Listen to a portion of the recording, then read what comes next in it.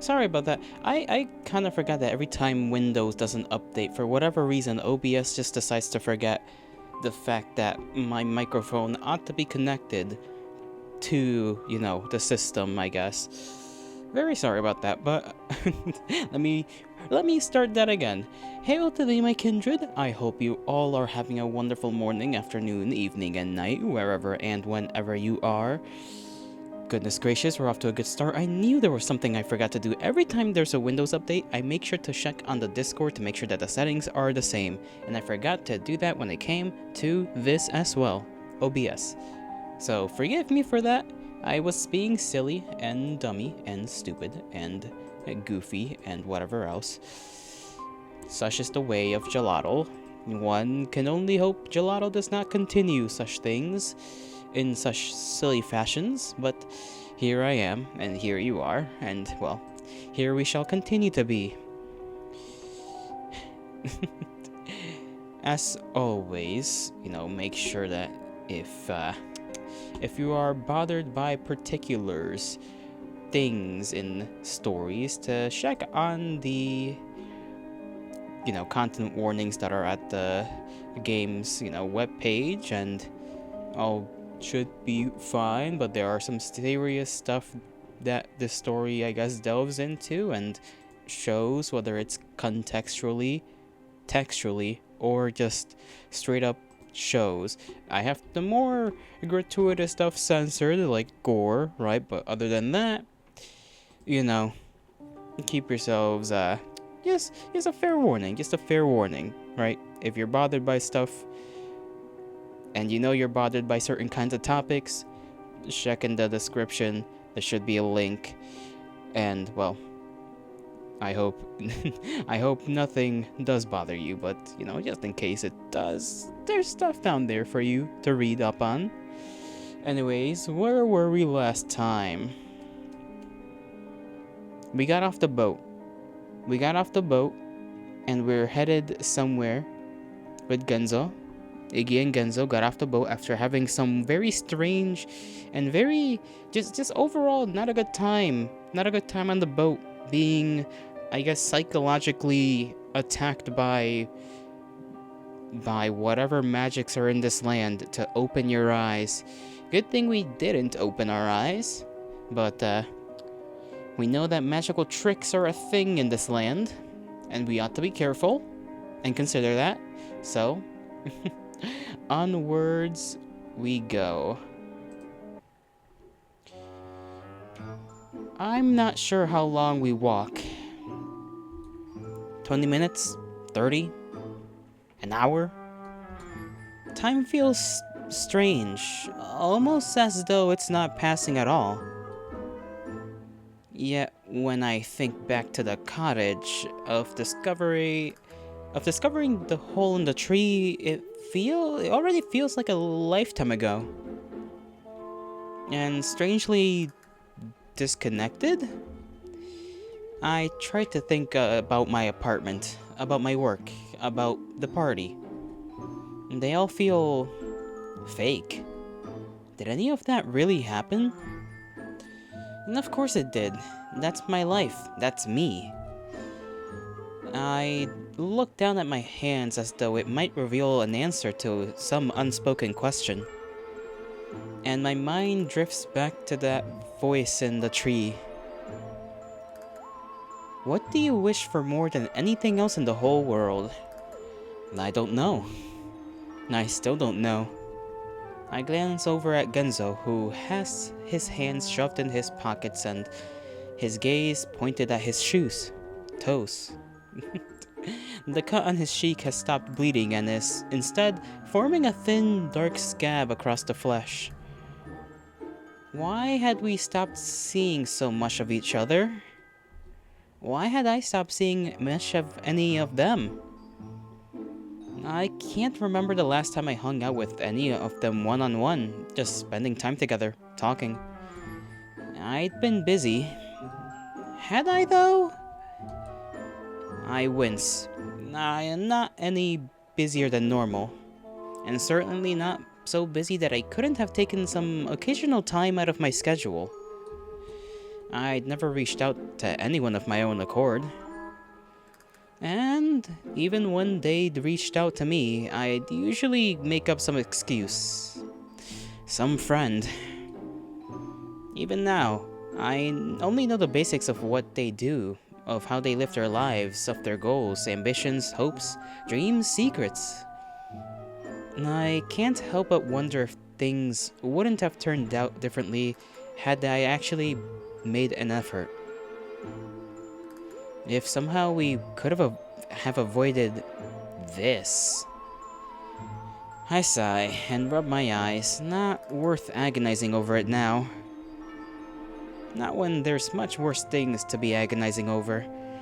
And a little quick thing, forgive me if I start reading things weird. I just have a tendency to not only misspeak in certain bits and pieces, but also I've got a bit of a headache going on, a little bit of a migraine. I took some medicine, and all shall be fine, but just a fair warning if I start blubbering randomly.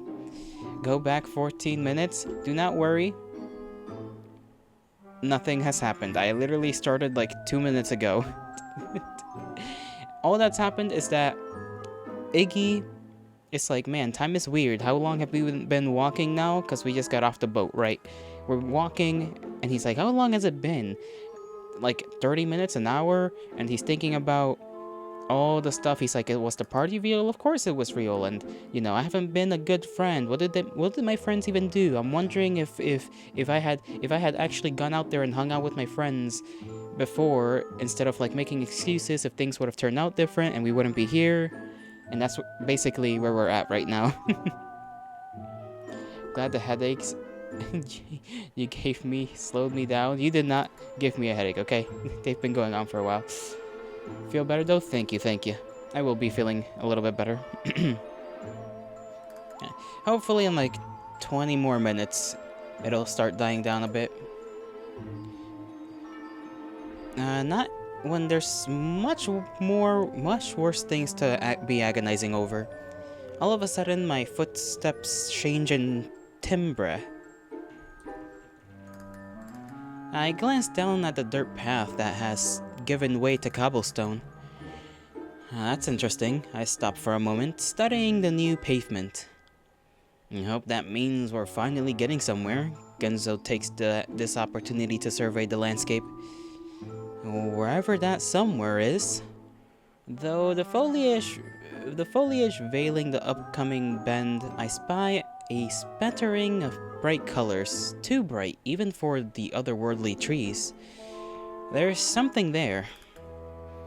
I expend the energy for a short jog, taking me around the trees and in front of what I can only describe as a gigantic billboard. I stop, take it in, and feel my eyes grow about 5 sizes larger. Jesus, Genzo trots up next to me, equally stupefied. Let me just... This is such a good thumbnail right here. It's Gidget. Gidget? What the hell's Gidget? Why would Gidget be on the billboard? Only larger than life and wearing very little clothing. She's lying on her side, a head propped up on her hand, holding a martini glass in her other. She's winking at the camera. At us. Next to her are the words, "Come visit Wonderland's hottest goddess," in bright purple pink. Print, I meant. My jaw goes slack. That's a side of Gidget I've never seen before. Genzo's brow reaches for the sky. He looks more bemused than anything. I'd be pretty... I too, I suppose, would be bemused if I just saw one of my friends scantily clad in an advertisement. That'd be a little bit odd. They did say she was like a photo shoot person, but I thought she was the one taking pictures, not the one getting pictures taken of, although I suppose that may be not the most surprising thing. Martini? Fuck that. Where's the Bud Light, bro? Bud Light tastes like ass. Most beer tastes like ass. What are you talking about? What am I doing? You can say that again. A big side. Yeah. I mean, really big. Okay, I get it. Genzo laughs. I, however, feel mildly ill. Gidget's beautiful. She always has been. And I love being around her. She's fun, smart, ambitious, not afraid to take risks. And to be honest, if she were to ask me, I wouldn't mind being more. I could see myself supporting her, rooting for her. Could see the two of us maybe curled up on the couch. Could see us frantically doing our shopping together. But thinking about her like this makes my stomach twist. I don't know why. And going further than that, trying to somehow imagine us in the same bed, us touching each other, I shake my head. And to say that it makes me feel uncomfortable would be an understatement. I turn away from the billboard, looking instead further up the path. It's bordered by other smaller placards that stick up and out of the ground like signposts. All of them sport Gidget, some in gorgeous dresses, some in bright summer ensembles, some in ridiculous get-ups that look like they've come straight out of a fantasy or horror movie. Damn, girl's clearly been busy, Gunzo whistles beneath his breath. Okay, but real quick, she lives like an hour away from us, right? So like, or more, about an hour I'd say. How'd she get here, in theory, if this is the real her, before we got here? Unless I guess maybe in theory... I guess you could also argue that like, she maybe just woke up earlier than Iggy and Genzo did, and just felt like she had to come here and went here, but we didn't. As far as we know, we didn't see any car, right? We didn't see any car of hers or nothing like that when we, because I think we did walk by some like parking spots or something when we were going into the woods here, and then, you know, before we entered the tree and into Wonderland. Odd. We must take into consideration that maybe this isn't the real her. Or maybe it is, I don't know. Anything could be true at this point. It's okay, Gelato. You're just a slow walker. True, our person, you know, Iggy here did just walk. I guess this means Gidget's here too. You don't say. And so we make our way down the Gidget-lined path. Her smile followed us. Sometimes sweet, sometimes sultry, sometimes downright sinful. I can't help but feel like every single one of them is aimed straight at me. Ooh, I like this little town. 20 placards later sees us at the entrance to a small village. I survey the quaint white and dark wood cottages, the puffing chimneys, the curving cobblestone roads, and vine-dappled walls.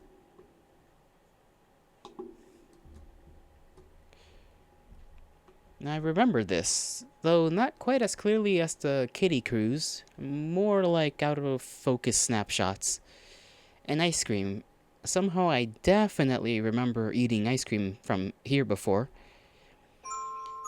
I'm suddenly feeling super hungry, Genzo scratched at his belly.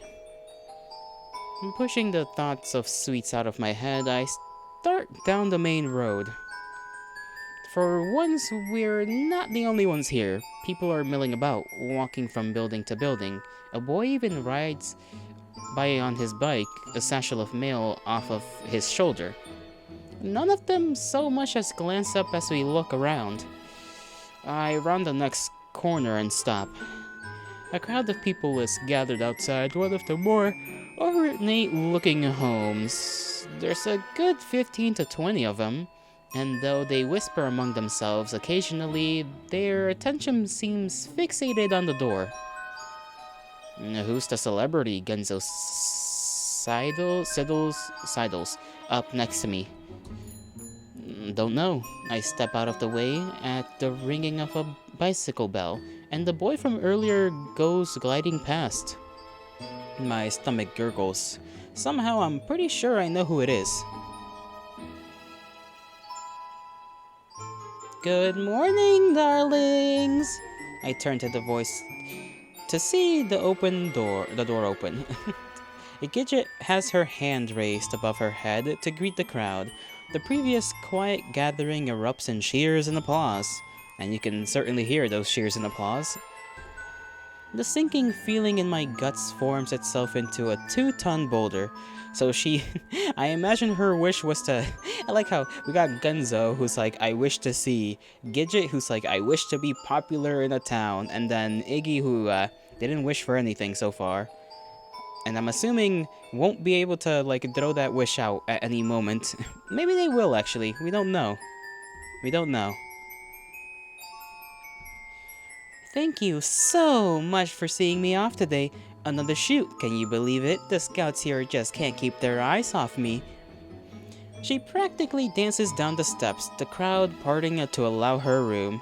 We are wishing for Silk Song, remember? You, good sir, you are wishing for Silk Song. You know what? I think I'm on the same boat as Gidget, to be fair. Give me the eyes of the people.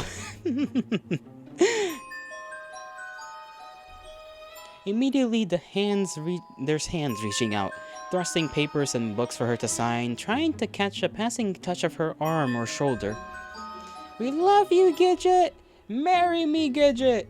Gidget's mouth curls in an over-exaggerated frown as she walks us through. Oh, I'm sorry, I'm in quite a rush today, she pauses. Then smiles with a wink, but I suppose 1 or 2 autographs wouldn't hurt. The crowd goes wild, flinging their pens and photos and exposed skin at her with even more vengeance. Me first, Gidget! I'm your #1 fan, Gidget! She turns towards the person standing nearest her, a teenage girl with a bouncy ponytail and decked out in pins, stickers, and accessories, all featuring Gidget's name or face. The girl wrings her hands in excitement as Gidget signs her name in her autograph book. Hey, Gidget! Only this time, the call comes from right next to me, and I turn to see Gunzo with his hands cupped over his mouth. Gidget turns, stops, then beams. Guys! She barely has time to return the girl's autograph book before she's dashing towards us. You're here! I can't believe it! Could say the same thing about you, Genzo laughs. We had no idea who we'd find down here. Up close, Gidget looks different, except I can't put my finger on how exactly. Only she seems more perfect? Like, I can't spot a single imperfection on her. Her skin is gleaming, her blue eyes actually seem to be sparkling, and even her hair is flawless, not a single lock out of place.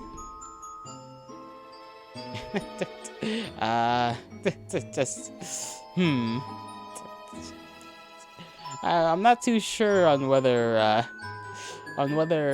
if complimenting her is a good idea considering the situation we're in, but at the same time, we probably don't want to be on anyone's bad side, and why would we be on anyone's bad side right now? Why would we be trying to say anything?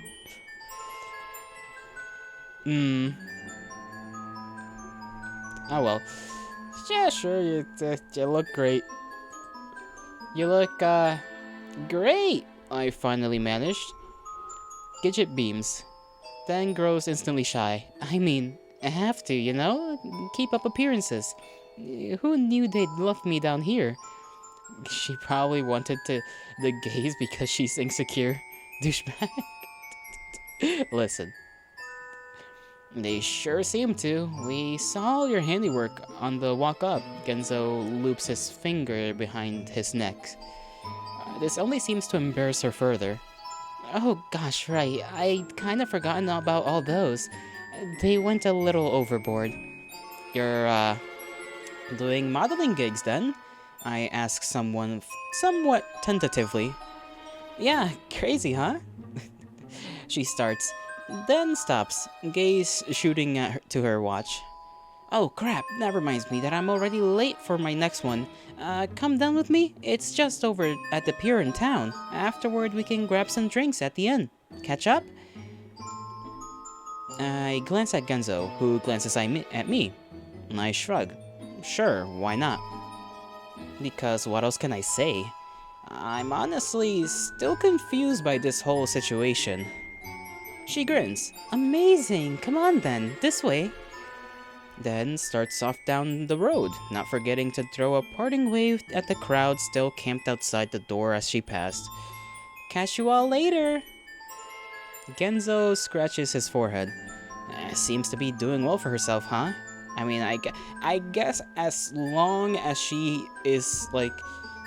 As long as the rabbits don't come around here, I guess she is fine? But like, man, I feel like the rabbits would have come around here. Like, if we found this place, unless this place is split up into territories and the kingdom, quote unquote, is its own territory and the rabbits patrol that. Or maybe the rabbits just don't come around here, because, I mean, for all we know how fucked up this place already is. For all we know, the villagers could get, like, up in arms and just start turning into some kind of little militia if Gidget starts getting threatened or something. That could be the case, like, I would not be surprised. Knowing this game, rabbits are purging the whole city? Maybe. Like I said, either or. Either the territory is split and so the rabbits don't come around here, or the rabbits have to like try and throw hands with the villagers here every time they try to come around here. Assuming they ever do. You could say that. We walked after her, and I can't help but notice the aura of the crowd grow dark as we pass. One of the older women even glares at me as I turn my head to look. Just keep walking, Genzo hisses. I don't need to be told twice, my pace quickly quickening about a half step. See, like I told ya, these villagers are gonna be, like, tweaking. They're already kinda tweaking because we are getting her attention.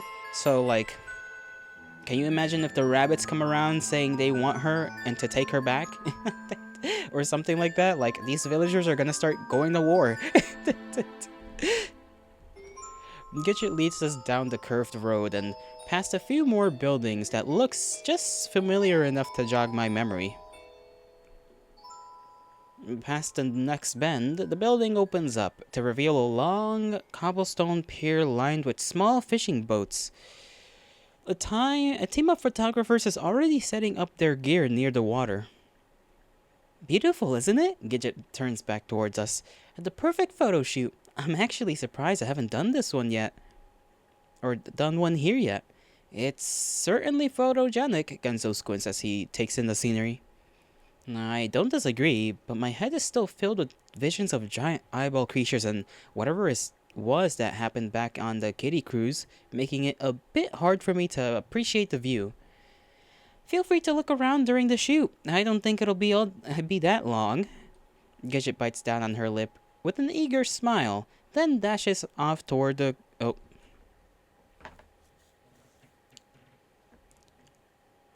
Sorry about that. I'll reread that. Seems we had a little bit of a stutter there. Gidget bites down on her lip with an eager smile, then dashes off toward the crew. She's really enjoying this. They do seem to like her. I throw a glance back toward the way we came, half expecting to see that woman in the crowd from earlier following us. Fortunately, the path is clear. Pretty obvious that she wished for it. Pretty obvious what she wished for, huh? I don't respond, instead biting down on my lip and watching the crew finish setting up. I assume the crew is like people. So there's fake people here. Because they haven't been, like, signified to be, like, rabbits or anything else. Just fake people in a fake village. One of them, the makeup lady, I can only guess, is already shaking Gidget over, touching up her face and getting her in position. The shoot starts, and Gidget is on fire. I've never seen her look so alive, so happy, having the absolute time of her life.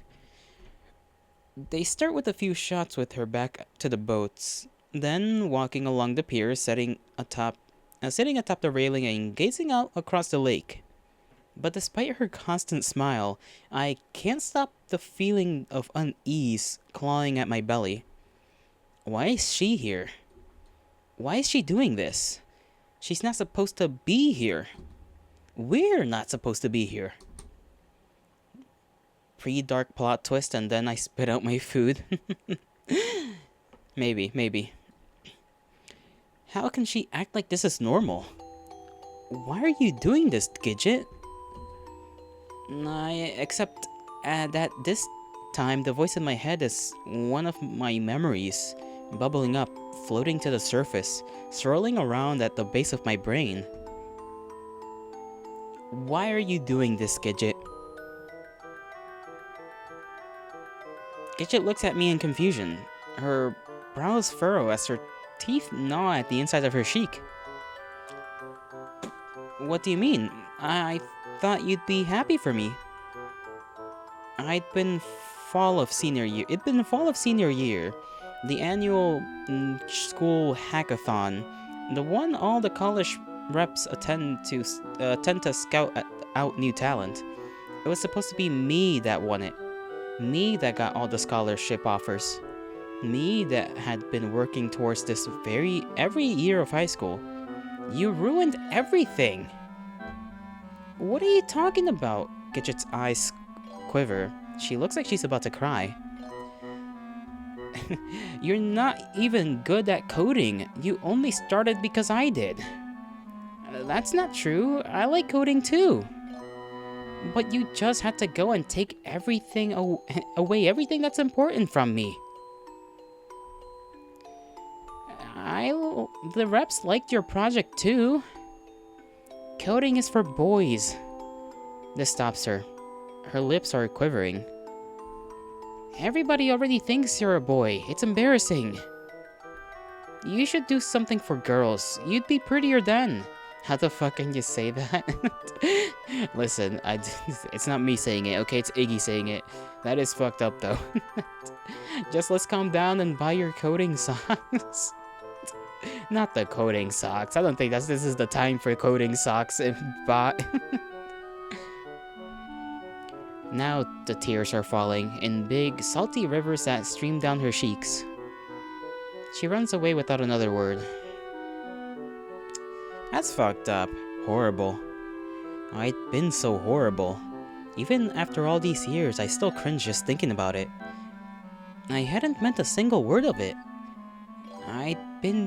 It'd been the anger talking. But I'd never apologized, never taken it back. No wonder she's like, okay, it is sad that, you know, she got pushed away like that, but it also, I'm thinking like more deeply about this. Okay, so it's clear she has a thing for Iggy, right? It's very clear she has a thing for Iggy. Ever since they were young. And she got into coding because of Iggy, most likely, right? And now she's a model because of Iggy. Like, that's not healthy, bro. That's not healthy that she has such, I'm tempted to say an obsession almost, but like maybe not the most craziest like way of it. I guess more like a quote unquote more realistic version of it, quote unquote. And this is like me sort of just that's true love. Shut up. I'm getting to something here. You're ruining the thoughts.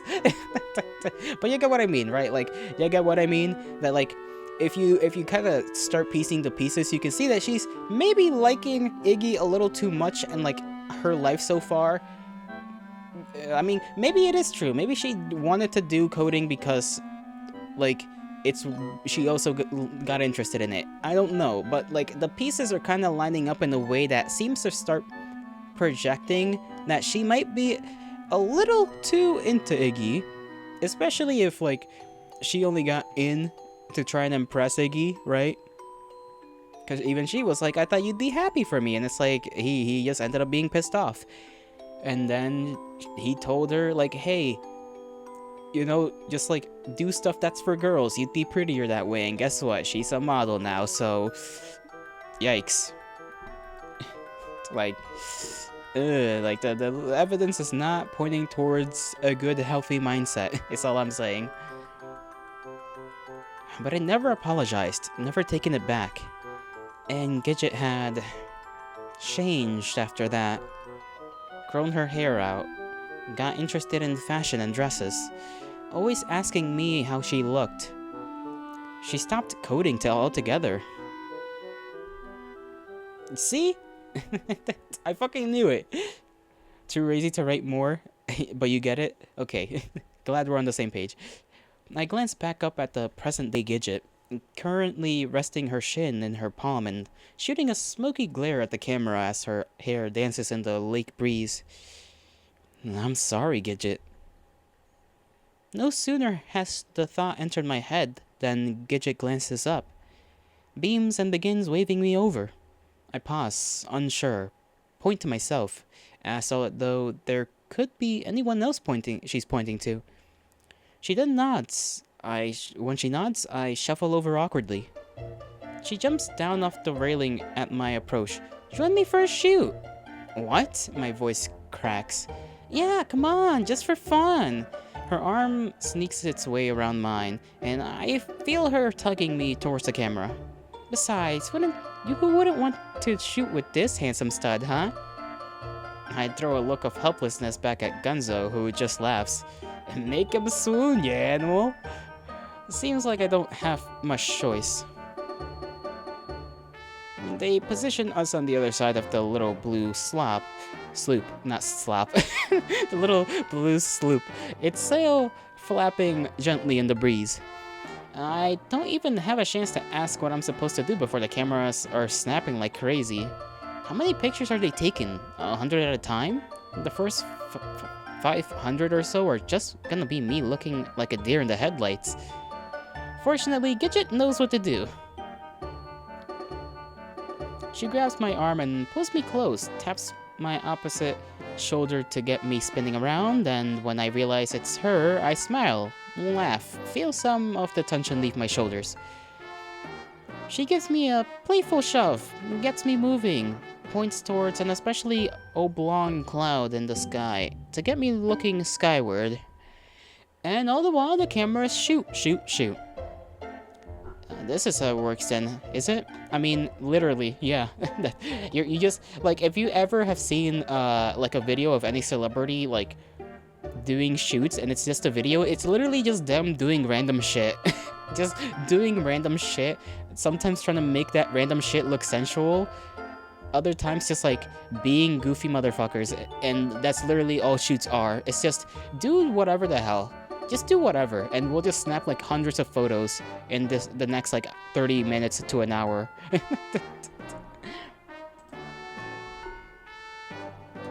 This is how it works then, is it?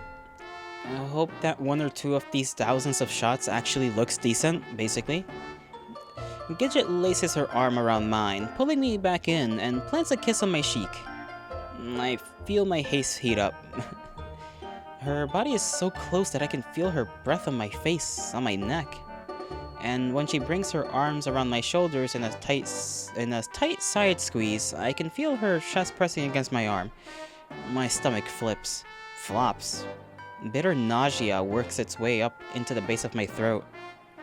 Ooh, so that's why you looked up in that in that one photo, Yolato? I thought that was weird. You shush, good sir.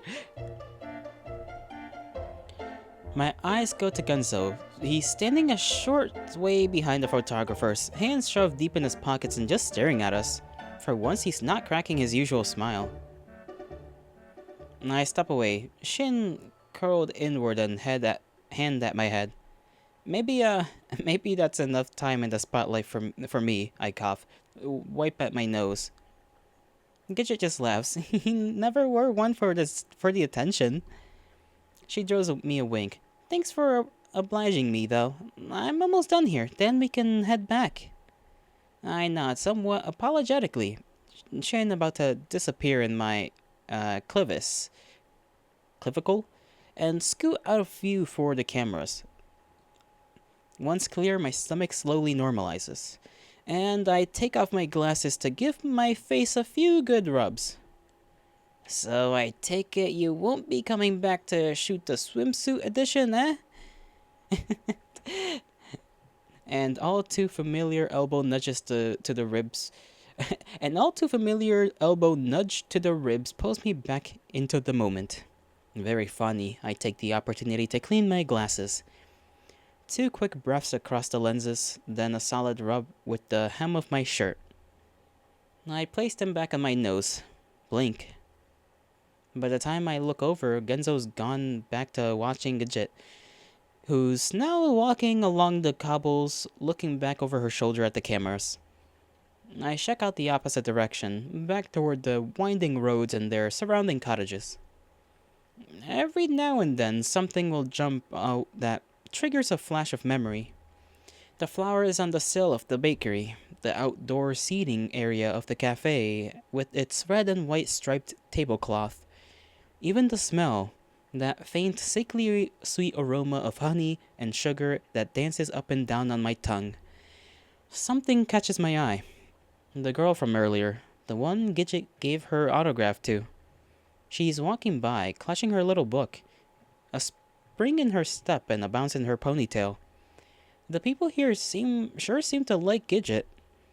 I catch myself, roll my eyes. Of course they do. It's pretty obvious that what Gidget wished for.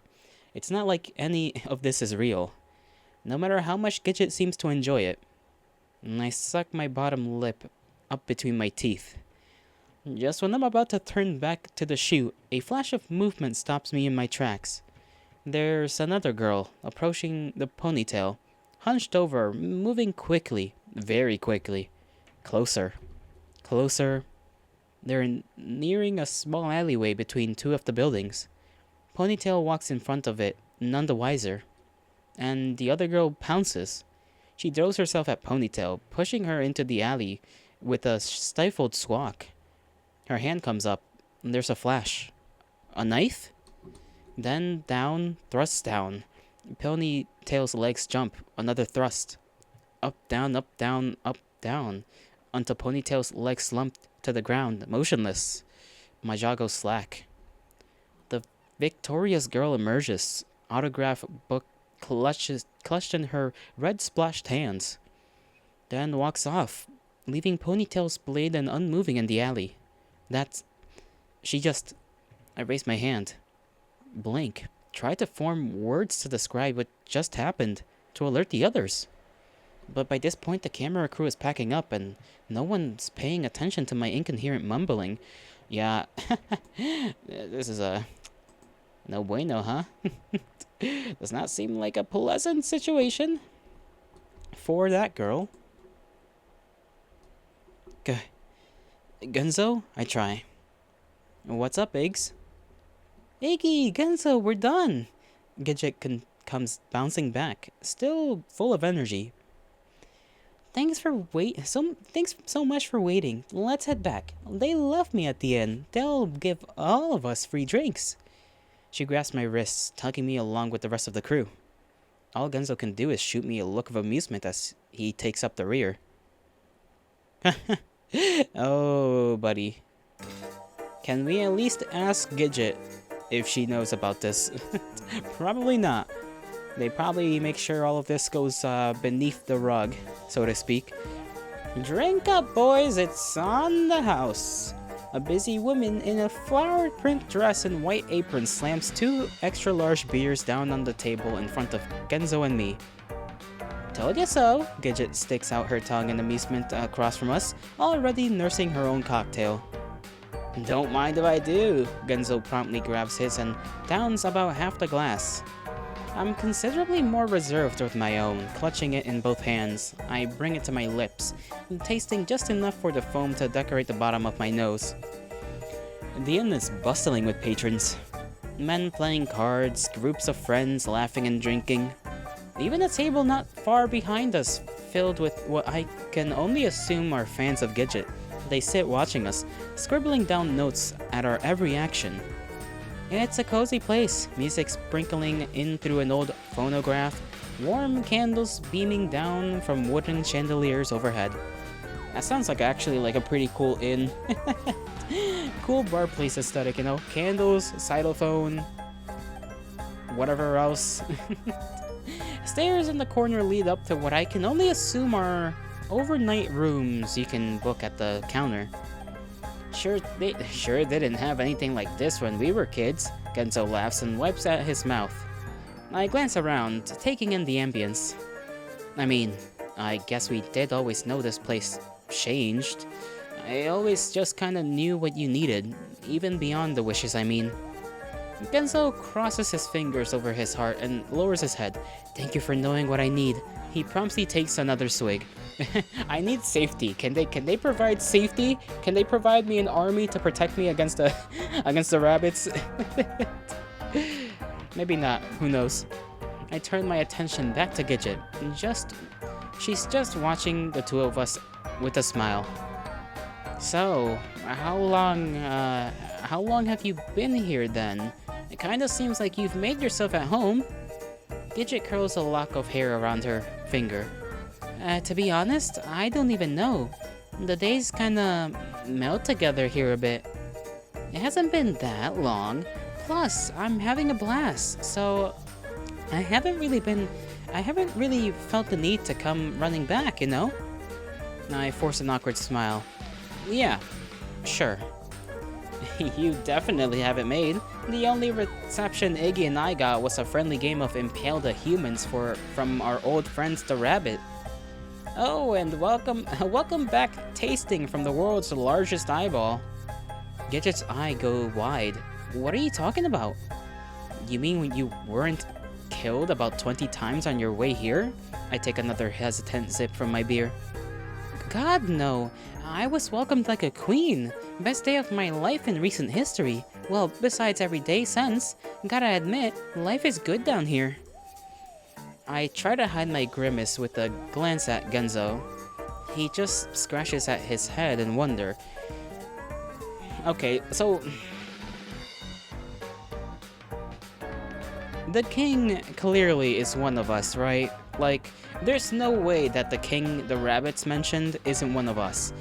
So, like, assuming because there's only 3 guys and 2 of us are here, the third guy, who's a king, is probably, unless Hanu, if I remember his name correctly, is also down here, which I don't imagine he is, but assuming he is, for whatever reason down here. But he wouldn't be a king, would he? Pre-king, actually, the baby. I was gonna say, you remember... I forget his name. Orlam, I think is the way... Is it Orlam? Ginger, you know, the creepy Ginger.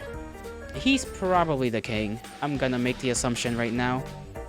Because, like, chances are, okay... Bucks is down here, for sure, because how else... You know... How else... Where else would she have gone, right? So she's certainly down here somewhere. Blonde Ginger making himself king. He's already kind of a weirdo from what we've seen, so that wouldn't be the wildest thing. And then you have Genzo and Iggy, who are down here as well now. Iggy didn't wish for anything. Genzo wished to see. Gidget wants to be famous. My question is, what exactly would Bucks be wishing for? Since she's the only one I can't really think of a wish for, other than like the obvious wishes. Maybe something having to do with not having a baby. You're probably right, but the story would be so much better if the baby was a dictator. It would be funny. It would be a little funny. But I don't think that would make much sense at all. He just scratches his head in wonder. Guess, it's a recent change then, I finally muse. Though now I'm really starting to wonder just how long Gidget's been down here. I have no idea what the time difference is between this world and ours, if this world is even the right terminology for where we are. But it certainly seems to pass quicker here, given that we only saw Gidget 2 days ago back home. Potentially much quicker. You, seen anyone else? Like Bucks, maybe? We thought, she might be down here. Bucks? No. But the door was already open when Orlam and I found it. Okay, so... yeah, Orlam and her... Okay. So, Bucks opened the door, clearly probably using the kid, her own child, as a blood sacrifice to open the door. Only a drop, as they say. And then is down here now with the baby, doing God's knows what. And Orlam is here. And, like I said, he's probably the king. Ah, fuck, he's down here? Genzo groans. I should have known something stunk. Yeah, the two of us just kinda met, like in the woods. I don't even remember. Gidget furrows her brow. Feels like so long ago now. I just remember really feeling like I need to check out the woods. And then when I got there, Orlam was there too.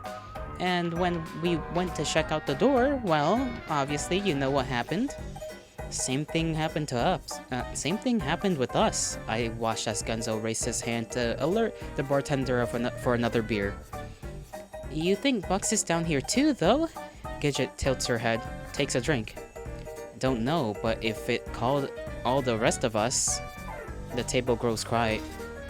Then the same woman shows up with Genzo's next beer, slamming it down with enough force to make my own glass rattle. Drink up, cutie. Yes, ma'am, Genzo salutes. Gidget laughs. See? Genzo has the right idea. You should enjoy yourselves. Stop looking so gloomy. I mean, look where we are. The place where dreams literally come true. Genzo's leaning down with his mouth to the rim of his glass, slurping up the excess foam. Yeah, I just don't get too used to it. Else reality's gonna fuck you up the ass even harder. Gidget's smiles sinks, and her eyes turn sharp. She shoots a glare in Genzo's direction.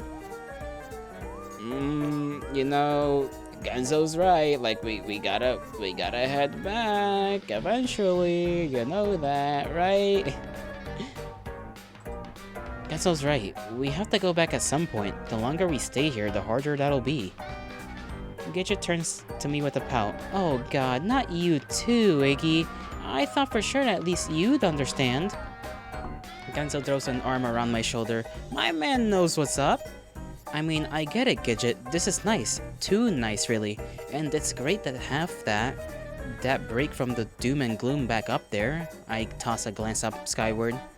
But, like, you don't actually want to stay down here, do you? Forever? I mean... just living a fantasy? Who said I was gonna stay down here forever, huh? We stay? We can't watch 2018 Prime Ninja streams?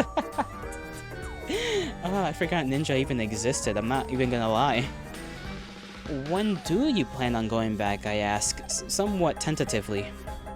Whenever I want, Gidget responds almost instantly. Why? What does it matter to you? I raise my hands defensively. It doesn't. I try to laugh it off. Just, you know, wondering about your plans is all.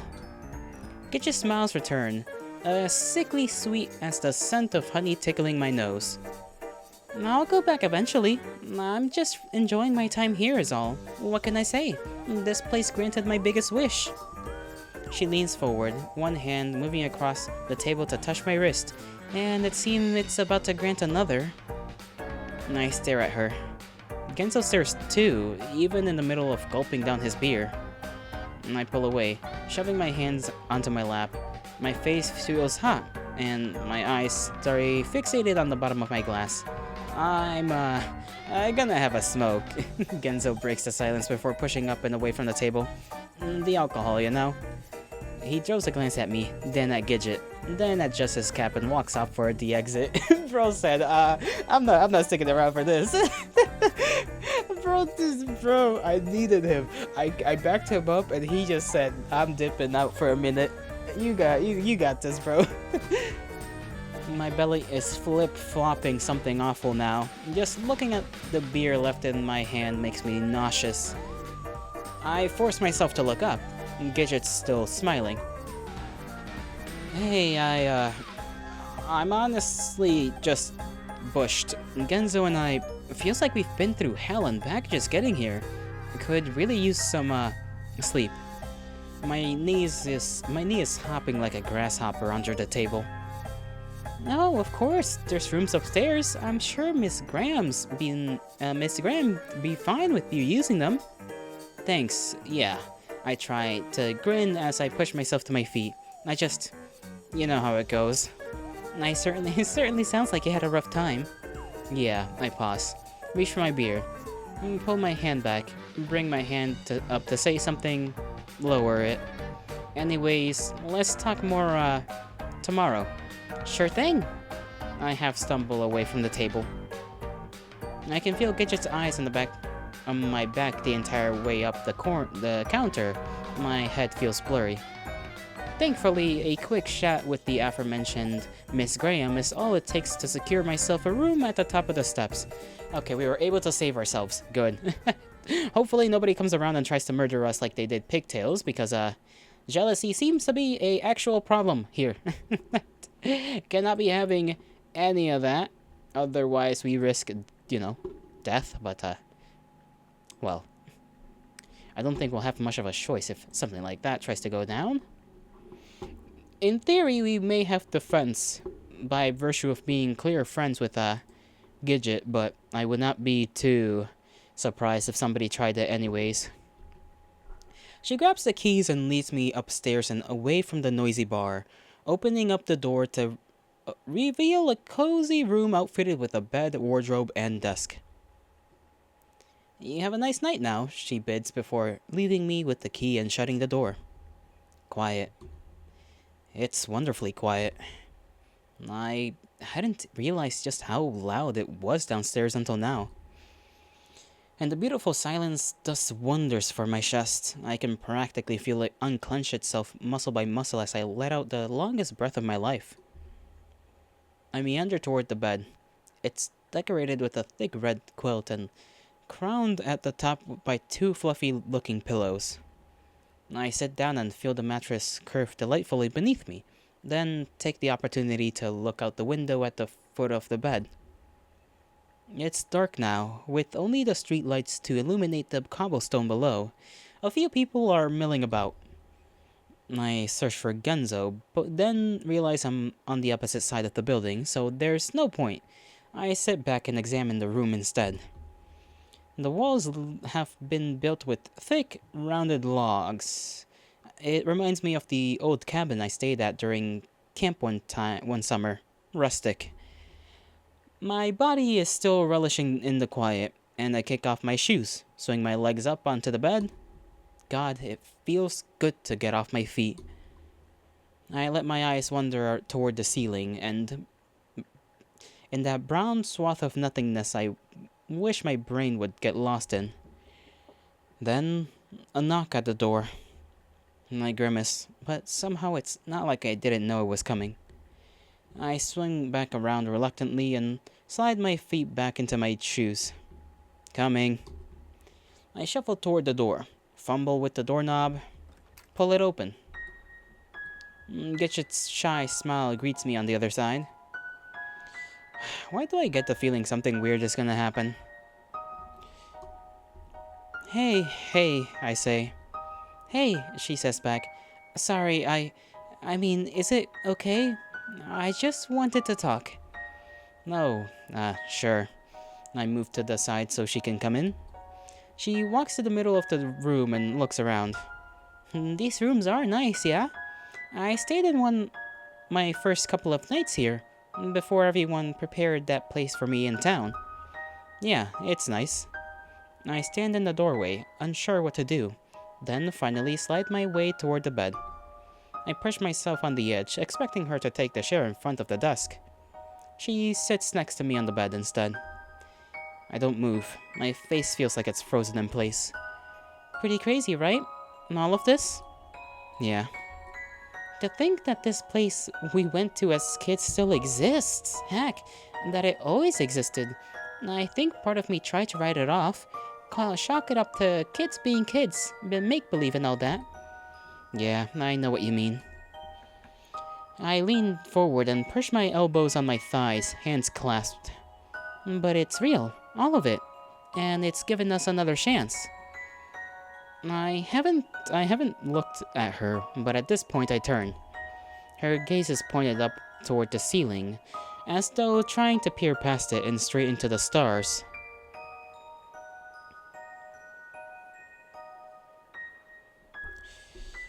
Hmm. Oh goodness.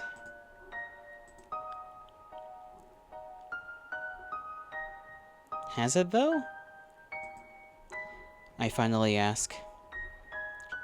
She twists back toward me. What do you mean? I try to find my words. It's just, is this really for us?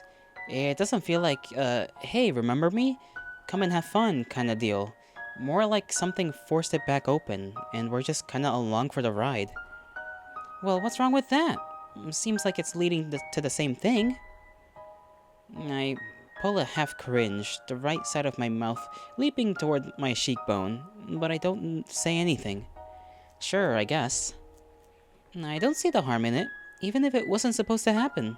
We were welcomed here as kids. Why shouldn't we as adults? We still have wishes, hopes, and dreams. Heck, I'd say we need them even more than now than we did then. Once you know what reality is really like, you need something to keep you going, to give you hope. Yeah, but as kids, that spark, that excitement for the future, that's what kept us going back. That gave us reason to return to reality. Gidget frowns. Debbie Downer over here.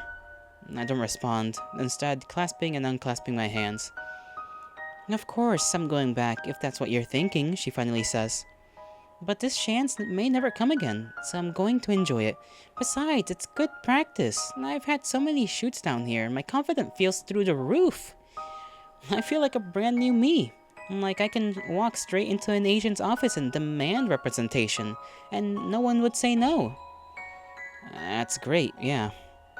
Her smile twitches. You know, I thought you'd be happy for me. What do you mean? Am I not pretty now? I got a whole fucking village telling me I'm beautiful. Her eyes flash. I sit up with a start, lips pressed tight. I think you're gorgeous, but I always have. Her face softens, melts. I can almost see her eyes start to quiver. Really? A red flush spreads across her cheek. Is that true? Beads of sweat are beginning to break out on my forehead. I wipe them away as I run my hand through my hair. I mean, sure. She looks down at her lap, brings her hands together, plays with her thumbs. Iggy, there's actually something I've been meaning to tell you for a long time. My stomach starts to flip-flop again. Oh, really? What's that? She looks away shyly and turns back, curling a lock of hair around her finger. It's, well, considering we're here, considering where we are and all that, maybe I should just show you. I blink in confusion. What do you... Before I can finish, she moves forward, eliminating the distance between us. Her hand goes to my cheek, and she tugs me down, bringing our lips together in a bruising kiss. I love you, back. Back. Your thing distracted me. What does that even mean? Ball sack twerking emote, sure. My system temporarily goes into shock. When I don't do anything, she presses harder, moving her lips against mine, parting just long enough to let out a gasp of hot air against my mouth, diving back in, tongue roving and searching and slithering across my gums. The sweat from my forehead has returned now, only replicating itself across my neck and back. Her fingers slide against my cheeks, work down to my throat and follows with her mouth, sucking and licking down the length of my neck as she moans into my skin. Gidget, I don't think my lips are trembling. My whole body is trembling. I suddenly feel incredibly cold, tendrils of icy electricity making my nerves and muscles jump. I don't like this. I don't like this. Please don't. But her hand is already roving. I can feel it descending across my chest, across my stomach. Her fingers reach the rough denim of my jeans, first light dances of her fingertips, then cupping, massaging, working me through the fabric. Tears spring the corners of my eyes. Gidget, stop. She doesn't stop. She moans against me, sucking down hard on my neck. Gidget, stop. I finally wrench myself away, halfway falling off the bed in the process. My body is shaking uncontrollably now. Gidget, however, can only look at me in shock. What's wrong? What is it? Did I do something wrong? I take a moment, trying to find my breath. I clench my fist to hide my quivering fingers. I rub at my face. It's not that I don't like you. I do. Heck, I could even, I don't know, love you maybe. If it came to that. I don't know. I bite down my tongue. But I can't do that. Do what? I sigh at my own incompetence in forming words and turn my gaze towards the ceiling. That. It makes me really uncomfortable. Maybe I just need more time. I don't know. Gidget's quiet for a moment. Still. Then she sits back. I see, she says finally. So that's how it is. I turn in confusion. But Gidget's looking away now, gazing off toward the far wall. What is? This is just your way of saying you don't want to be more than friends, isn't it? No, it's not. Oh, shut up. You like me, but you don't want to fuck me. Is that it? What man doesn't want to fuck a girl he likes? I sit back on the bed, righting myself. My voice seems to crack with every word. I said maybe I just need more time is all. I'm honestly really confused too. I've never really been in this situation before. I don't really know what's wrong with me. Stop with the fucking excuses. The sharpness of her tone catches me off guard, and I quiet instantly. The temperature of the room feels like it's dropped about 20 degrees. You don't want to fuck me? Whoa, we don't need that. We don't need to word it like that. I mean, like I said, bro, I'm like getting certain vibes from our Iggy here, and I don't think Iggy could get it going at all, even if he wanted to. He is not that kind of human being. It may be, and the fact that he has not communicated that might bite him in the ass in a second, because clearly Gidget here is also very emotionally up there at the moment, and I don't think anything he says could get her to calm down. Her shoulders are hunched, her voice quiet. It was just too much to ask for, wasn't it? What was, I whisper. Even after everything I've done. A chill bends and curves its way down my spine. But this one little thing was just too fucking much, wasn't it? She spins towards me. Only her face is different, contorted. Her lips pulled back in a snarl that seems to stretch her entire face. Her pupils like pinpricks in her sunken sockets. Gidget? I fly backwards. But Gidget is already crawling toward me like some kind of spider. Her face twisted and warped. Guess you were just too good for me, was it? Was that it? Your pure, pristine dick too good to put inside of me?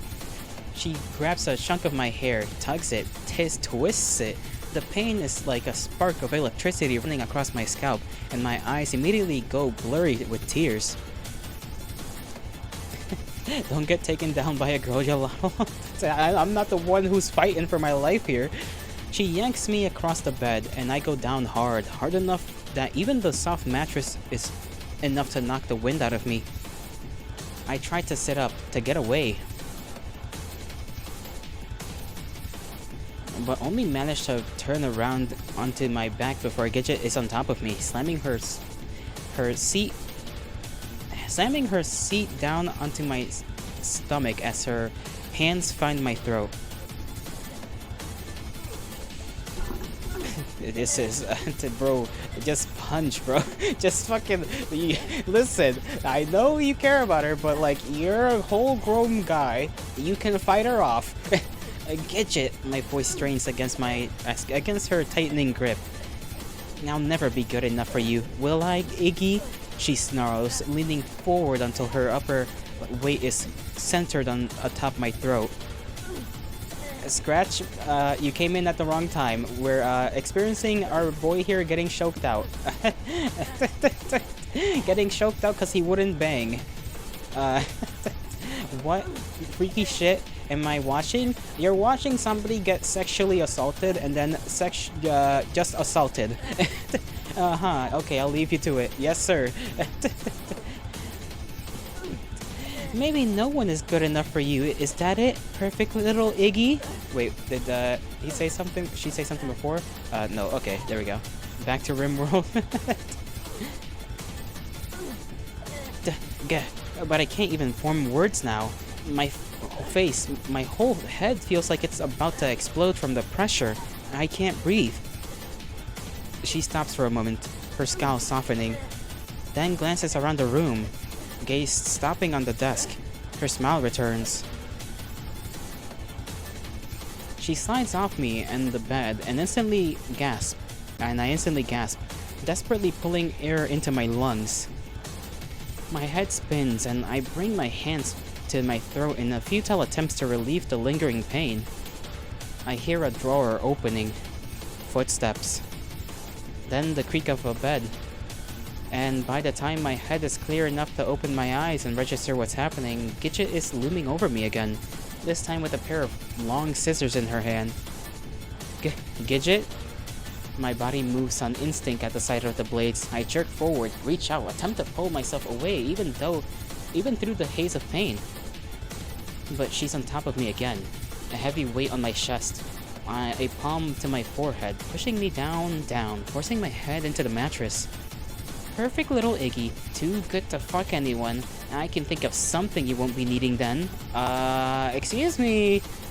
I can feel her hand on my stomach, then on the fly of my pants. She starts tugging on it. Fight back, bro? Sheer adrenaline taking over me, I jerk forward, hands swinging toward her face. I manage to scratch her cheek. She growls and shoves me back harder into the mattress. I try again, using everything I'll have to launch myself on my elbows and push her off. Stay down! She snaps and lunges forward. Suddenly everything stops. Both of us freeze. The scissors are inside me. Your KD is still negative, by the way, Gelato. Can you stop bringing up that damn KD? The cold chill dances up my arms, along the back of my neck. Gidget looks stunned at first, as though she can't believe she just did that. Then her look of shock twists into a smile. Now look what you did, she hisses through her curled lips. She jerks the scissors again, blades further piercing my skin. Gidget, I try, but my lips can't seem to find the words. Her smile widens. Another shove. Upwards this time. Just let you play. The sight must amuse her, because she laughs. Keeps laughing. She grabs the handle of the scissors tight in both hands, face contorting, and forces the blade straight up through my belly and chest, slicing me open. I can see it, myself spilling out. Sloppy wet sausages slinging down my front. Couldn't be me. And the blood. It's everywhere. Painting my shirt, pants, bed sheets below. My body shudders. Cold. I'm so cold. Don't look at me. Don't look inside me. The last thing I see before my eyes flutter close is Gidget reaching her hand into the steaming pile of my intestines, fingers curling in the slop. I won't do anything too uncouth with your body, Iggy. She giggles, cackles, then everything goes black. Okay, you're telling me a grown-ass guy can't fight off a grown-ass girl? I know she's on top of him, but come on. Unfortunately, you were gutted. So it seems. Why is every death so far gutting? Why have we been gutted twice? But Gidget only did mildly uncouth things to your body. I see. Well, there's a silver lining, huh? Would you like to restart from before your recent choice and return? Yes, just last choice. Good choice. Thanks, game.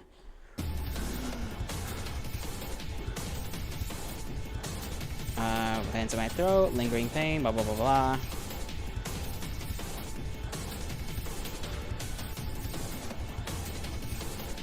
Shout for help instead, because somehow, and that was the last fan meetup Jalaro did. Shouting for help is somehow gonna do this better. I guess we're just relying on Genzo to like tackle her.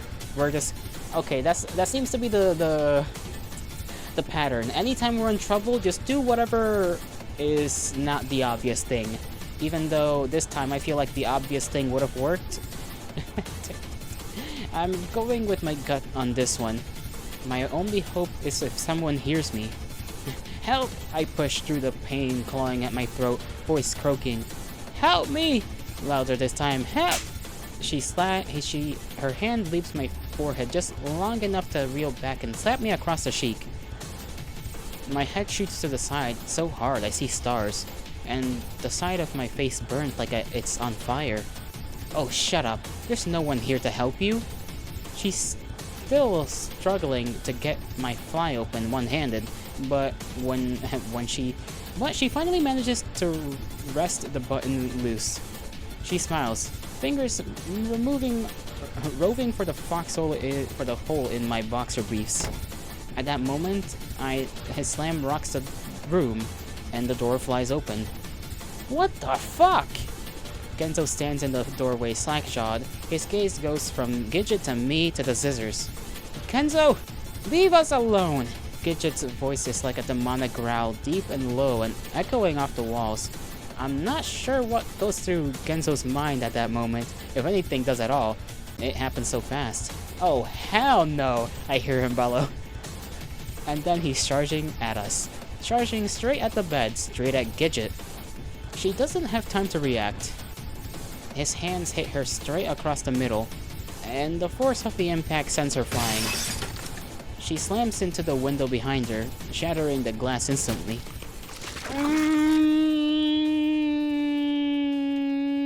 Oh, goody. Her body lands halfway across the frame hard.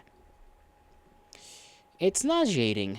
There's a nauseating squelch at the jagged shards of glass still protruding from the still impale. Oh my god, I can't read. Then there's a nauseating squelch as the jagged shards of glass still protruding from the sill impale her from behind, jutting up through her chest like bloody daggers. You got an assist, yeah. Don't move. I would even call that an assist, because we didn't even partake in defending ourselves. We just called for help. I guess it isn't the bad move, technically. And don't move. Genzo doesn't move. We both just stare at her limp body, hanging halfway out the window. Her dress is soaked clean through. Red. So much red. It's dripping off the glass, running down the wall, pulling on the floor. A strange sound rumbles in my chest. It's loud. It builds louder and louder until it bursts from my lips as a groan that buzzes and whirls in my throat. I scoot back along the bed, away from the window until my back hits the wall. Fuck, Genzo says quietly at first, then louder. Fuck, fuck, fuck, fuck, fuck. I bring my hands to my face, my knuckles to my eyes, clenching them shut, trying to block out the scene in front of me. What do we do? What do we do? Come on, Genzo. Genzo says, smacking his head with his palms. Okay, that's funny because as I was reading that, I was like lightly doing the same thing. Because that's what I do. You know, I was in character, I guess. I was in character. I started doing the same thing because, like, bro, what? Like, imagine being in this fucking situation. You just like see your friend with scissors on top of your other friends, like undoing his freaking fly. Yet, like, trying to help out your buddy who's clearly not in a good spot, and you end up just murking your other friend. Just straight up killing him. Like, bro. Let's hope if Wonderland here has any tricks up its sleeve, then maybe I don't know. Maybe we can't die here, even though we have died before. Like we can just assume game logic, right? Where we can technically only we quote unquote die, and maybe she doesn't. I don't know. I'm trying to just like come up with anything else because, golly, murder. Technically not murder, but like they're gonna look at it as, they're just not gonna be psychologically okay if this is a thing that's permanent. Something loud moves upstairs. I mean downstairs. The tables and chairs creaking and toppling, sliding, grinding footsteps on the hardwood floor. Yeah, we better get the fuck out of here. We better get out of Dodge before this whole village is on our ass. Genzo twists towards the doorway, darts into the hallway. We've got big fucking trouble in our hands, Iggy. All your friends. Time to go back. You missed the true ending, Gelato. You didn't save all your friends. Considering we've only made 2 choices that were for real this time, and both of them involved, were pretty linear, I'm assuming this is just part of the story. There is no multiple ending choice, I think. If there is, well, I feel like I would know. Is there actually? Let me read on the synopsis little thing. No, just 12 fun ways to die. So yeah, it's I think the story is pretty darn straight.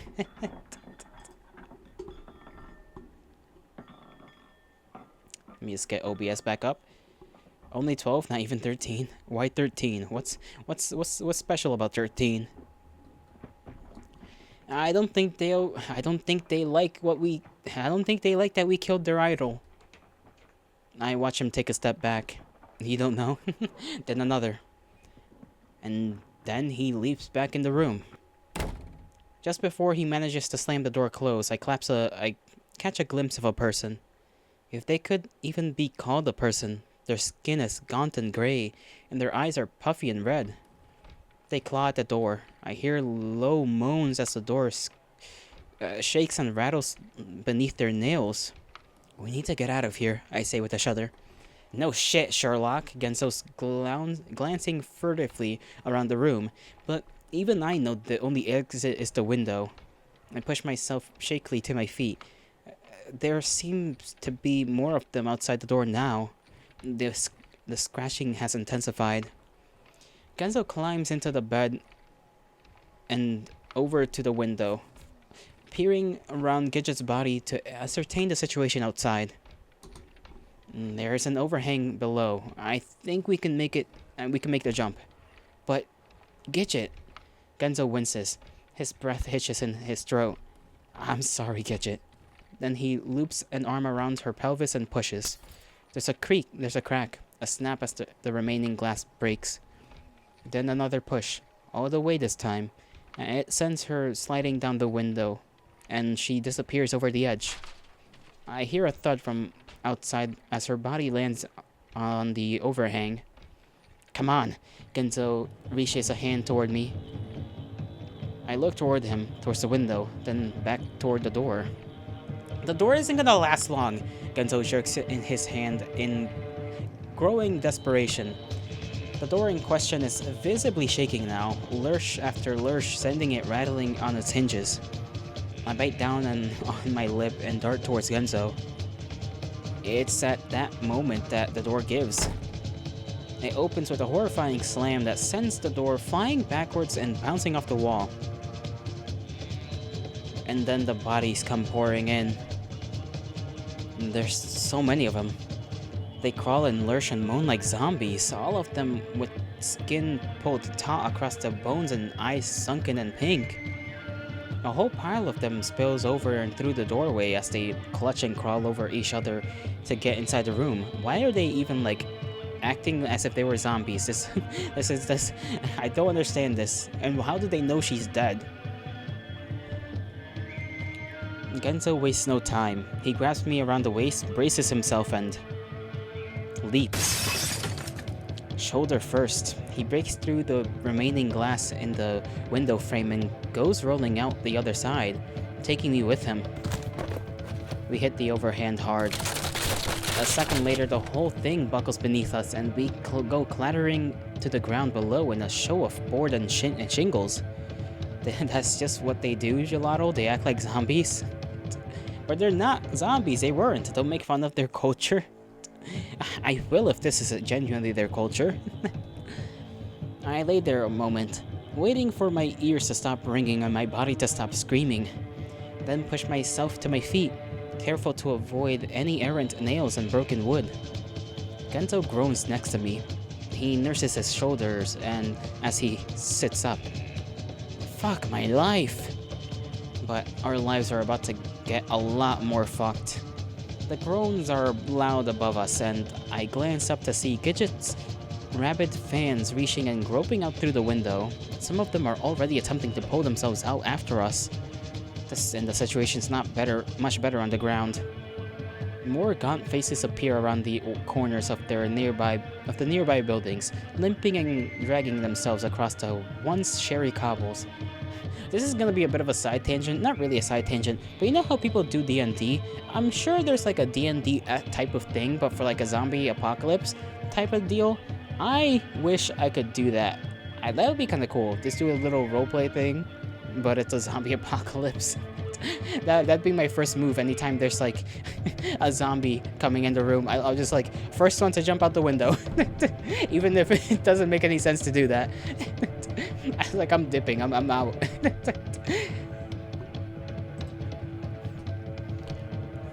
More gaunt faces appear around the corners of the nearby buildings, limping and dragging themselves across the once sherry cobble.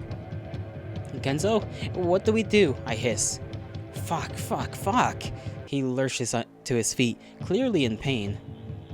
But he pushes through it, his eyes clearing and gaze sharpening as he looks around. And then finally, come on, I have an idea. Maybe we take a boat. Boat seems to be our only chance, I think. He takes off.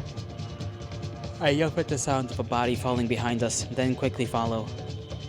I'm not sure where we're going at first. We round the corner and Gunzo jerks back at the approach of another swarm of clawing, reaching hands. Other way! We quickly reroute the opposite road, circling around a set of buildings and just narrowly avoiding a convergence of two more packs. Then straight on, back to the main street.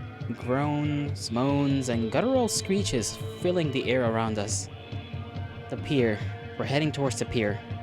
Past the bakery. Past the cafe. Then one more bend and the water appears, dark now, but lined with white, bobbing boats. That blue one! Genzo shouts, pointing somewhere toward the left. They're everywhere now, spilling out of the alleyways, falling from windows to splat against the ground. All of them lurching and reaching, bones cracking, eyes oozing. We race to the edge, and I see the little blue sloop from earlier, its sail fluttering in the breeze. In! I don't even stop. I take a flying leap off the side of the pier and land against one of the boat's seats so hard I swear I lose consciousness for half a second. Genzo's right behind me, the boat sloshing in the water as he comes tumbling on board. Hand to my head, I push myself back, waiting until my double vision recedes and I can actually make out the pier and the body swarming around our way. Genzo, the rope! I try to walk forward, dizzy and wobbling. I got it! Genzo lashes to the rope, keeping the boat tied to the pier. the zombies should have ran. In World War Z, bro, we would be done if it was like World War Z. Respectfully, Genzo's kind of a big fella, right? I mean, maybe we run about the same pace. We have Genzo, who's a big fella, and then Iggy, who is basically a NEET outside of like work. Just stays up inside, a little hermit fella. So both of them would honestly just be cooked if they were running. And why? And we're really relying on Genzo. Like, if we ever get separated from him, I feel like Iggy just can't do anything. The knot is tight, and when we can't crest it loose, he resorts to simply yanking it in jerking tugs, and sends shudders through the boat's frame. They're getting closer, almost to the water now, like a hungry wave spilling out over the edge of the bucket. I bring my hands to my hair, clutching at the curls. Then frantically begin searching the boat for anything that might break us from that rope, might free us from the rope. I mean, there's a pile of rigging, a flare gun, a couple of spare boards. Finally, underneath the front overhang, I find a small toolbox, and in it, God Almighty, a rigging knife. I snatch it up and then fly over to Genzo and begin hacking at the rope. The individual fibers snap one by one and agonizingly slow, but it's working. Genzo's one-on-one right now. I raise my hand and for an extra punishing swing, only to find it caught midair. I look up to see my wrist ensnared by a set of grizzled, gnarled gray fingers. I scream. I jerk back. Okay, we were doing something there for a sec before we just started getting pulled along. But there's already more of them, and they're crawling forward, off the edge of the pier, groping and crawling at my arm, face, and hair. There's 3, 4, 5 sets of fingers wrapped around my arm now, and I feel my feet start to leave the ground. They're pulling at me back. Genzo! I scream so loud I can feel my vocal cords rip. Genzo wraps his arms around my waist, digging his heels onto the side of the boat. Let him go, you fuckers! Pain shoots through my shoulders and upper arm. They're gonna rip it off. I start to hyperventilate, heart beating out of my chest. I wiggle, yank, swat desperately with my free arm as they pull and pull and pull. But even more are latching on, forming a bridge of flesh from the pier toward the boat and swallowing even more of the thing to crawl across, and allowing even more of the things to crawl across. I can feel their fingers dig into my hair, my scalp scrape at my eyes and cheek. Genzo groans behind me, and the pressure on my midsection builds as he clings to me tighter. Fuck! He jerks backward, and this time the force is so great it sends the boat reeling backwards and the final remaining fibers of the rope snap. Big fella for the win. The boat breaks free, and the zombies lashed onto me get pulled off the pier and into the water. I nearly go with them. Probably would have too if Genzo hadn't locked his legs around the underside of one of the boat's seats. I feel the arms loosen, fall away, and use the new freedom to frantically bat at the ones still remain. Iggy versus Rent-A-Girlfriend MC, who's the bigger wuss? Probably the Rent-A-Girlfriend guy, cause, he's not in this situation. Like, listen, to be fair on Iggy is literally like a little hermit guy who sits at his desk all day and does whatever coding work he does. I can understand him not being the most athletic motherfucker. And considering the situations we're being put into where being an athletic motherfucker is kind of necessary, it's like, he's not doing too bad. He's not doing as bad as he could, except for whenever I make the obvious choice. I need to remember from now on, Iggy if there's ever an option to do anything physical, do the opposite because clearly it doesn't work. Clearly we do not have the strength for it. The strength is just not in there. Finally, the last one loses its grip, and I watch the thing sink down into the inky blackness outside of the boat. It's all I can do to sit there and breathe, to not collapse right there and not right then and there. My knees feel like twin piles of goo, and my arms and fingers twingle with swirling numbness. Genzo unwraps himself from my waist, sliding backward down onto his rear, and Jesus. And I follow suit, sitting shakily on one of the seats. And as I'm sitting there, as I'm breathing and shuddering and taking it all in, it hits me. Tears flood my cheeks, like a river leaking down my face. My shoulders rock, my chest gasping, mucus oozing down my lips. And I can't stop it. It's like someone's flipped a switch and now there's no going back. Genzo pulls himself up next to me, wrapping an arm around my shoulder. Cry it out, just cry it out. He gives my shoulder a firm squeeze, and that's exactly what I do.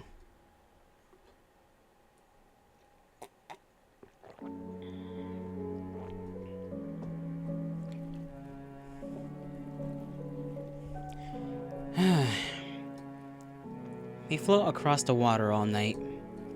We try to stay awake at first, patch ourselves up, remain vigilant. But the worry tendrils of sleep are quick to descend. I curl up with my head on the pile of rigging, hugging my arms to my chest and hoping to all things holy that when I wake up, I'll be back in my bed. Cry it out, Gelato. Yeah, I'll cry it out alright. Let me check on something real quick.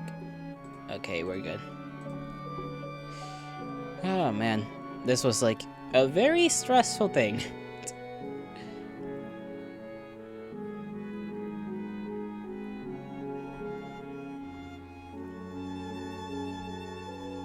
Did I already read this? I'll read it anyways. I curl up with my head on the pile of rigging, hugging my arms to my chest and hoping all things holy that when I wake up, I'll be back in bed.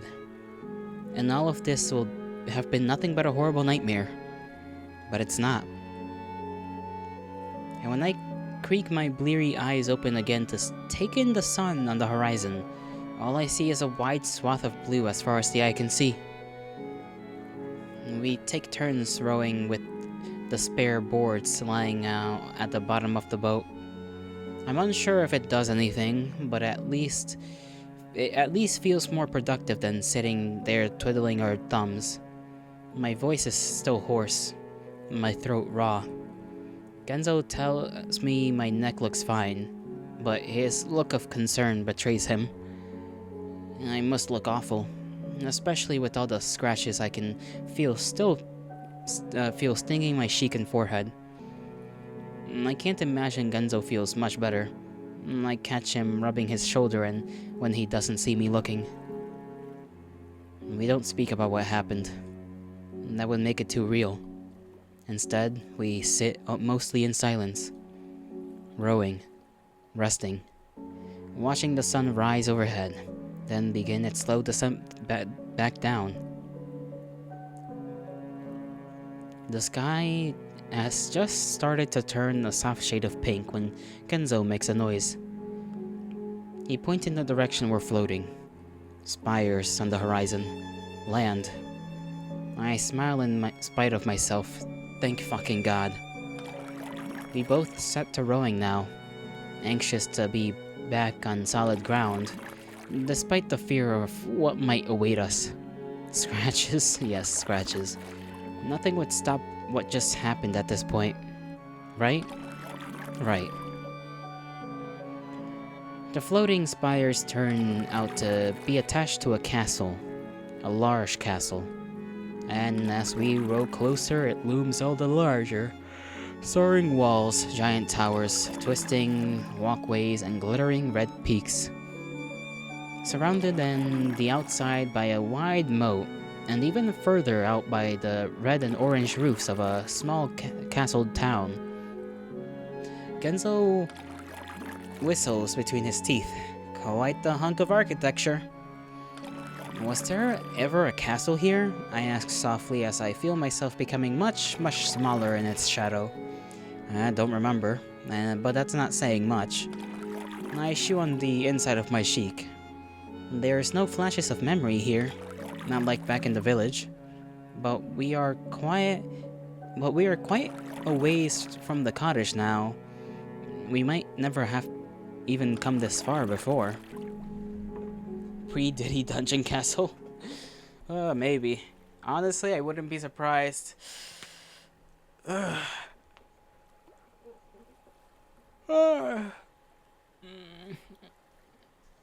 Just a little stretch. There's a scraping rumble beneath us, and the boat slowly slows to a stop. We've hit land. There is no dock or pier here. Instead, the lake simply glides up against the bank, almost like some kind of grassy beach. We hop out of the boat into the ankle-deep water and drag it the rest of the way, not wanting it to get swept back out into the water lest we need it for another quick escape. My feet squish inside my shoes. It's getting pretty dark now, and I'm not too keen on walking around this place at night. Maybe there's a place to shack up in town. Genzo's rolling the legs of his pants back down around his ankles. I simply nod. A soft place to lay our heads would be a welcome respite at this point. So I led us up the hill and in the direction of the buildings we saw earlier. It's not fair. Already I can see what look like fishing shacks up the bend, and past that, a cobblestone road leading into the town proper.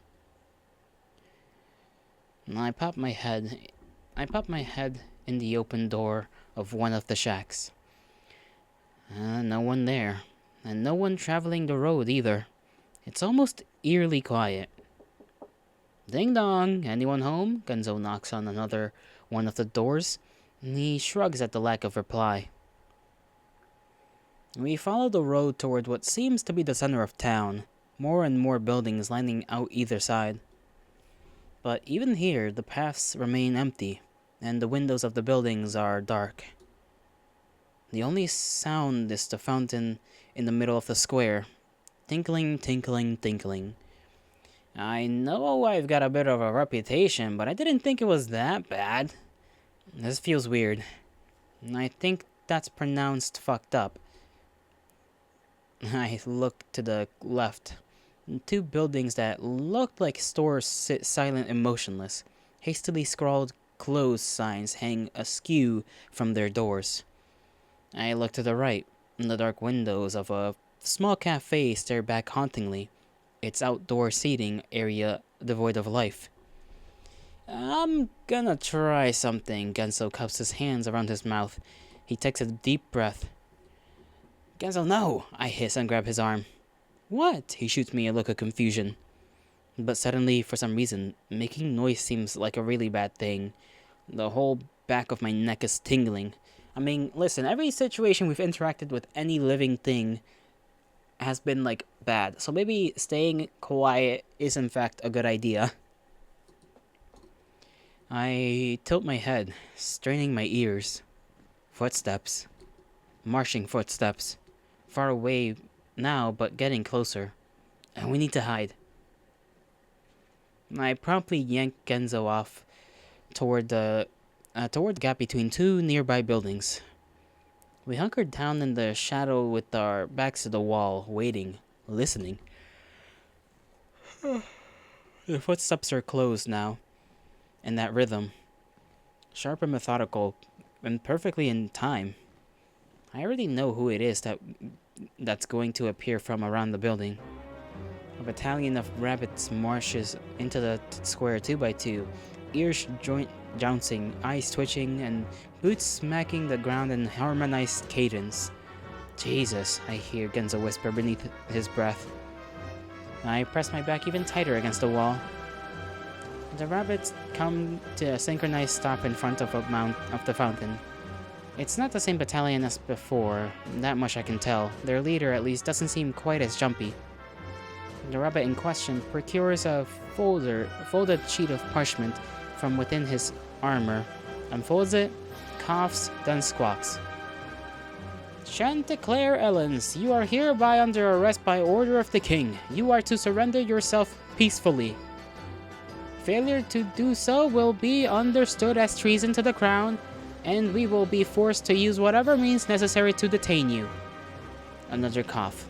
He lowers the paper, looks around. The square is still empty. He scowls and rolls his eyes. Search the houses, he belts and returns the paper to the slit in his armor. The other rabbits are set to motion immediately, each of them darting off toward a different house.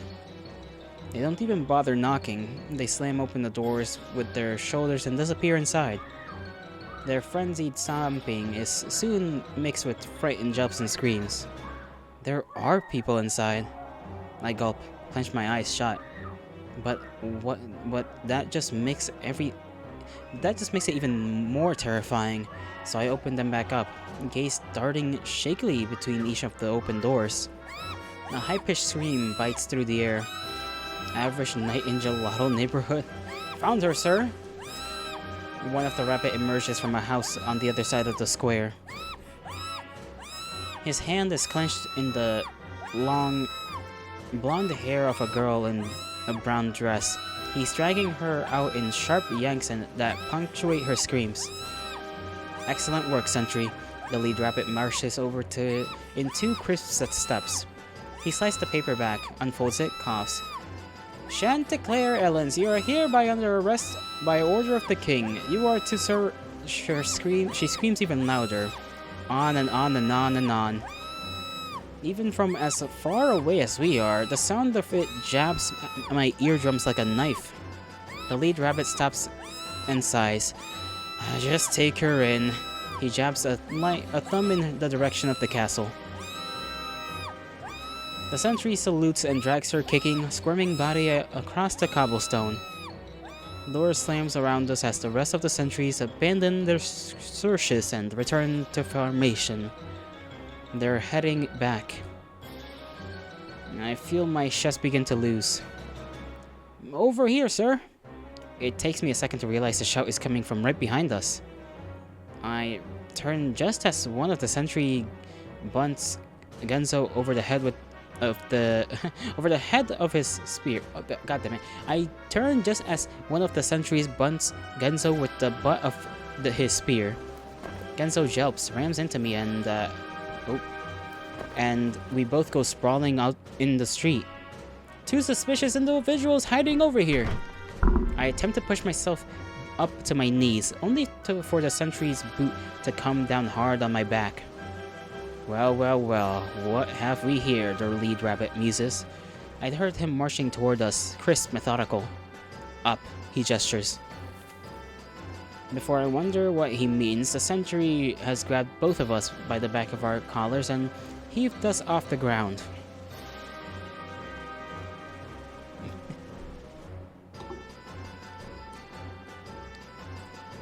The fabric of my shirt digs into my throat, and my arms are flung up to my either side like a chicken about to take flight. I try to kick, to fight, I really do, but my legs don't even touch the ground, and all I manage to do is further cut off the circulation in my already tender new neck as I swing. The lead rabbit grabs me by the shin and wrenches my head upwards. His fingers bite into my jaw and cheeks. Interesting. He twists my head to the right, then to the left, then lets my head drop as unexpectedly as he grabbed it. He moves to Genzo. Genzo just grins. If you wanted to play rough, all you had to do was ask. I always did have a thing for bondage play. This rewards Genzo with a backhanded slap to the face, and he yelps, "Shut up!" But something must catch the rabbit's eye because his ears go as straight as lightning rods.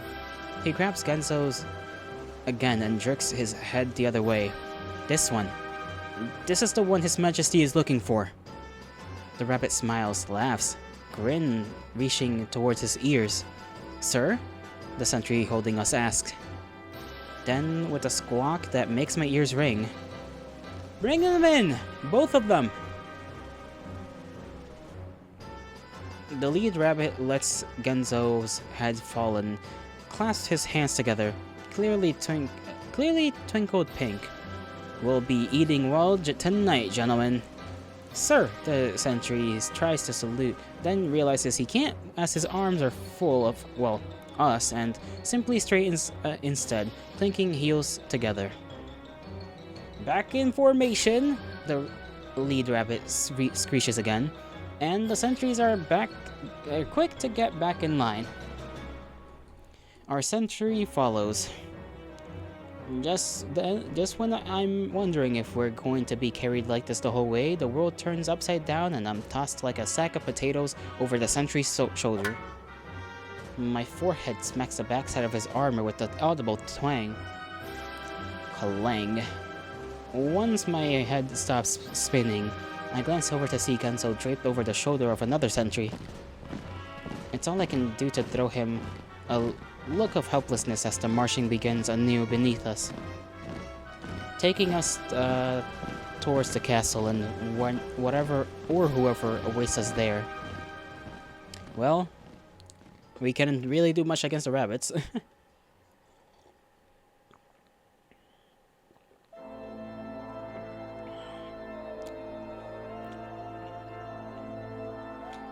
The shiny marble floor of the grand hall welcomes me to the castle with a crack to my jaw. I simply lie there for a moment as the tendrils of pain shoot up through my shoulder and face, then slowly push myself up on my hands. I swear I can still hear the reverberating slap of my body hitting the floor echoing off the walls.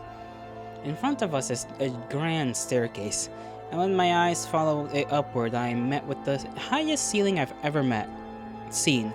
Up, up, up it goes, and decorated with multiple crystalline chandeliers at its peak. Stained glass windows of brilliant kaleidoscopic designs line the walls on the way back down, followed on the lower levels by dark-colored tapestries at least 3 times my height. I suddenly feel very small. Attention! A screech from behind me, and the sentries clearly circling us pull a crisp salute. Genzo groans and rolls over, and then pushes himself up to a seat. After having experienced it, I can now say that getting thrown over your shoulder like a continental soldier is not the romantic fantasy I had always envisaged. It's quiet for a moment. Then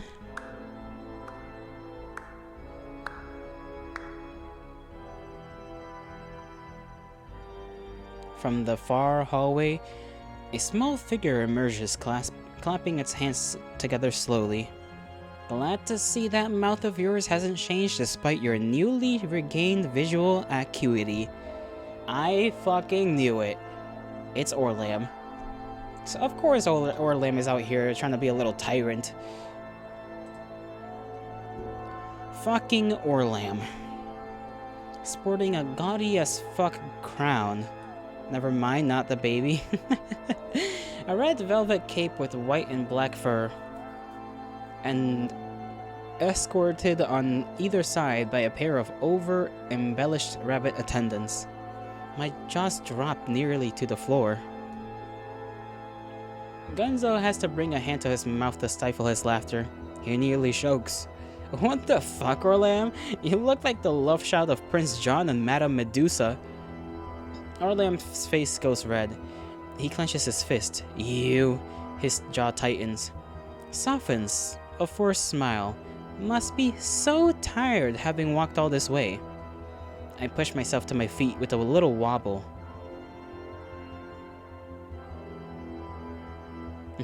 I don't think we want any beef right now, bro. So, it's not so bad. I muse as I try to find my balance. Pretty regal, actually. How the fuck did you guess this? Well, there's only like 5 of us. Like, there's literally only 5 of us. We're not, like, think about it. It's not that hard, I guess. Because who else is gonna be king? Like, I guess, technically, because you forget that Bucks is, like, unless you're forgetting Bucks is a woman, but I guess a woman could, like, proclaim herself king. But I didn't think Bucks was that kind of person anyways. It just didn't seem like her vibe. So it's like, well, there's one king, and the 2 other guys of the 5-friend group are here. You know, Iggy and, you know, him. So, like, who else would be king? Who else would be king but the one guy who's not there? And who is not, you know, like, this is basic deduction right now. This is basic deduction. Orlam's eyes twitches. Thank you, Iggy. His smile trembles for just a second. I should have known you of all people would be able to appreciate my work. I take a step forward for stability, only for the nearest sentry to thrust his spear right in front of my stomach. I jerk backwards with a stumble that almost sends me back to the floor. Now, there's no need for any of that. Orlam spread his arms. These are my guests. I want you to treat them with nothing but the utmost respect.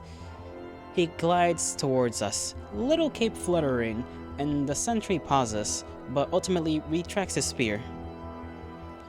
Orlam tut-tuts up beneath his breath. He brings his hand up to fix my collar, brow raising momentarily at the sight of my throat. Dear, dear. He shakes his head, and then again. Dear, dear, you really are a mess, aren't you? What have you been through, you poor thing? I run a hand through my curls awkwardly. A lot, is all I can say. His hand goes to my cheek as he clicks his tongue. Come, I demand you get cleaned up. Then, we feast. Surely that will have you in better spirits, no? He gives my cheek a little clap with his fingers, and then throws an arm around my shoulder. I mean, sure. Genzo huffs to his feet next to me and straightens his hat. Who died and made you king, huh? I feel Orlam's fingers dig into the skin of my arm. But he just smiles that off-kilter smile of his, laughs, every syllable perfectly enunciated with an identical gap between each. Wouldn't you like to know? Did he actually kill someone? I mean, I could see that happening, to be honest. Orlam sends us off to the baths, each with our own rabbit attendant. Our own incredibly doting rabbit attendant. It's weird enough when my attendant helps me undress, but it gets exponentially weirder the moment he guides me into the tub and begins to scrub me down. You know I can wash myself, I say as I blow a cluster of bubbles off my nose. The rabbit has my wrist in the air and is currently scrubbing the underside of my arm. Hey, one of our friends is dead, by the way? Yeah, right, like, how are we gonna, what's he gonna think about that, right? Assuming we even spill the beans, bro. I don't think we're gonna be talking about that. We just murked one of us. And it's like, fuck. We don't, like, she's just gonna be missing, I guess, is the thing, right? I guess, like, when we go back to the real world, assuming we make it there, she's just gonna be missing, I guess. Assuming death is permanent here, which I assume it must be if us dying, you know, ends the game, so to speak.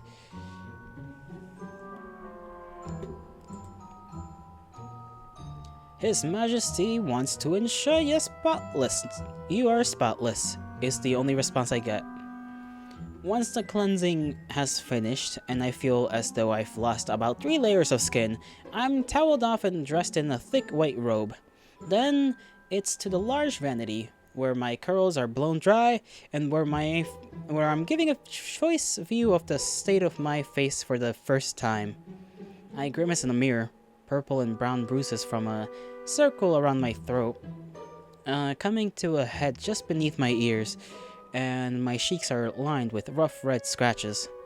Even my eyes look bad, dark and red and sporting twin black circles that scratch towards my nose. My attendant finishes brushing out my now fuzzy hair, and I place my glasses back on my nose, thankful their thick frames hide some of the damage around my eyes. There's a knock at the door. Another rabbit enters the room, holding a neatly folded set of clothes. It takes me a second to realize they're my own. Wait, when did you... They've been cleaned and dried and perfectly pressed. I have no idea how. I couldn't have been in the bath longer than 20 minutes. My attendant, of course, has no inclination of letting me dress myself.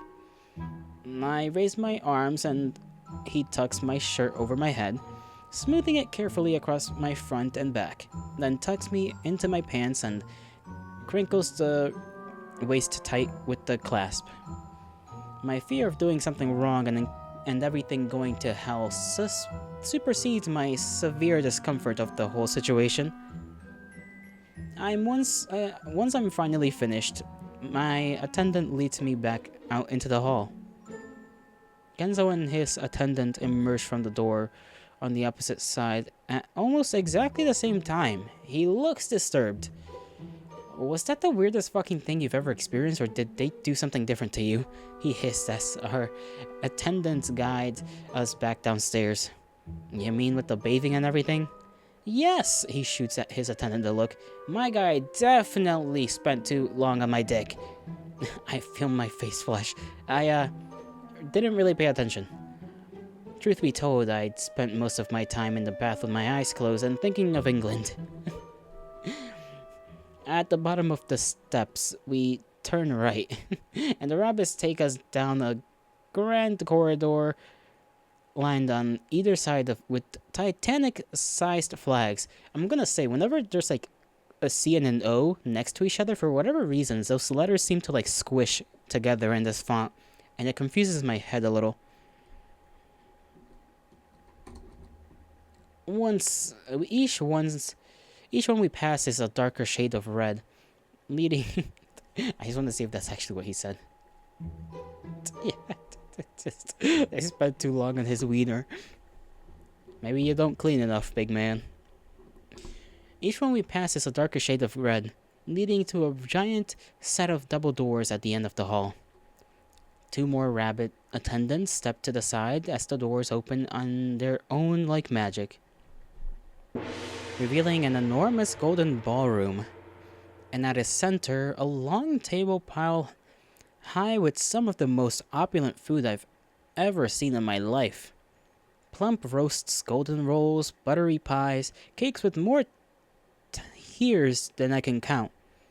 And colors, so many colors, bright and vivid, and all of it steaming hot, sitting atop brilliant bronze tableware that gleams in the light of the chandeliers. There's even a real working fountain pumping out what looks like spurts of liquid chocolate. My eyes practically bug out of my head. Next to me, Genzo makes the sign of the cross in the front of his chest. Forgive me, Father, for I have sinned. A feast for the eyes, no? We spared no expense. Not that we would need to. Genzo twitches. Do you have to do that creepy coming out of the shadows thing like some kind of fucking rodent? Orlam just smiles, his already heavy-lidded eyes squinting further in amusement. I get to eat like this every night, but I'm sure it's quite the treat for both of you. Yeah, we're really impressed with your ability to wish your way into power, Genzo rolls his eyes. Orlam ignores him. He ambles over and throws his arms around both our shoulders. Gentlemen, it's been too long. Can't we just enjoy this evening of opulence together? The night is still young, after all. Let's live like kings, or as close to it as you two will ever get. Genzo winces, but allows himself to be guided toward the table all the same. It is a rather tempting sight. Orlam's work life must be as if he wished to be king. What was his work thing? From what I remember, he does didn't he say he does like data something for some like store, basically? So yeah, I guess, everybody's life here is kind of ass. The only person whose life is not inherently ass, I guess, is like Iggy, but Iggy is like just somebody that keeps to himself. There's, Gidget, who is trying to be a model and is now dead. Buxley, I don't know if anything was mentioned about Buxley. I don't remember. We know that Genzo works at his shop, so there's that. Okay, Genzo wins. Okay, we already read this, but allows himself to be guided toward the table all the same. It is a rather tempting sight.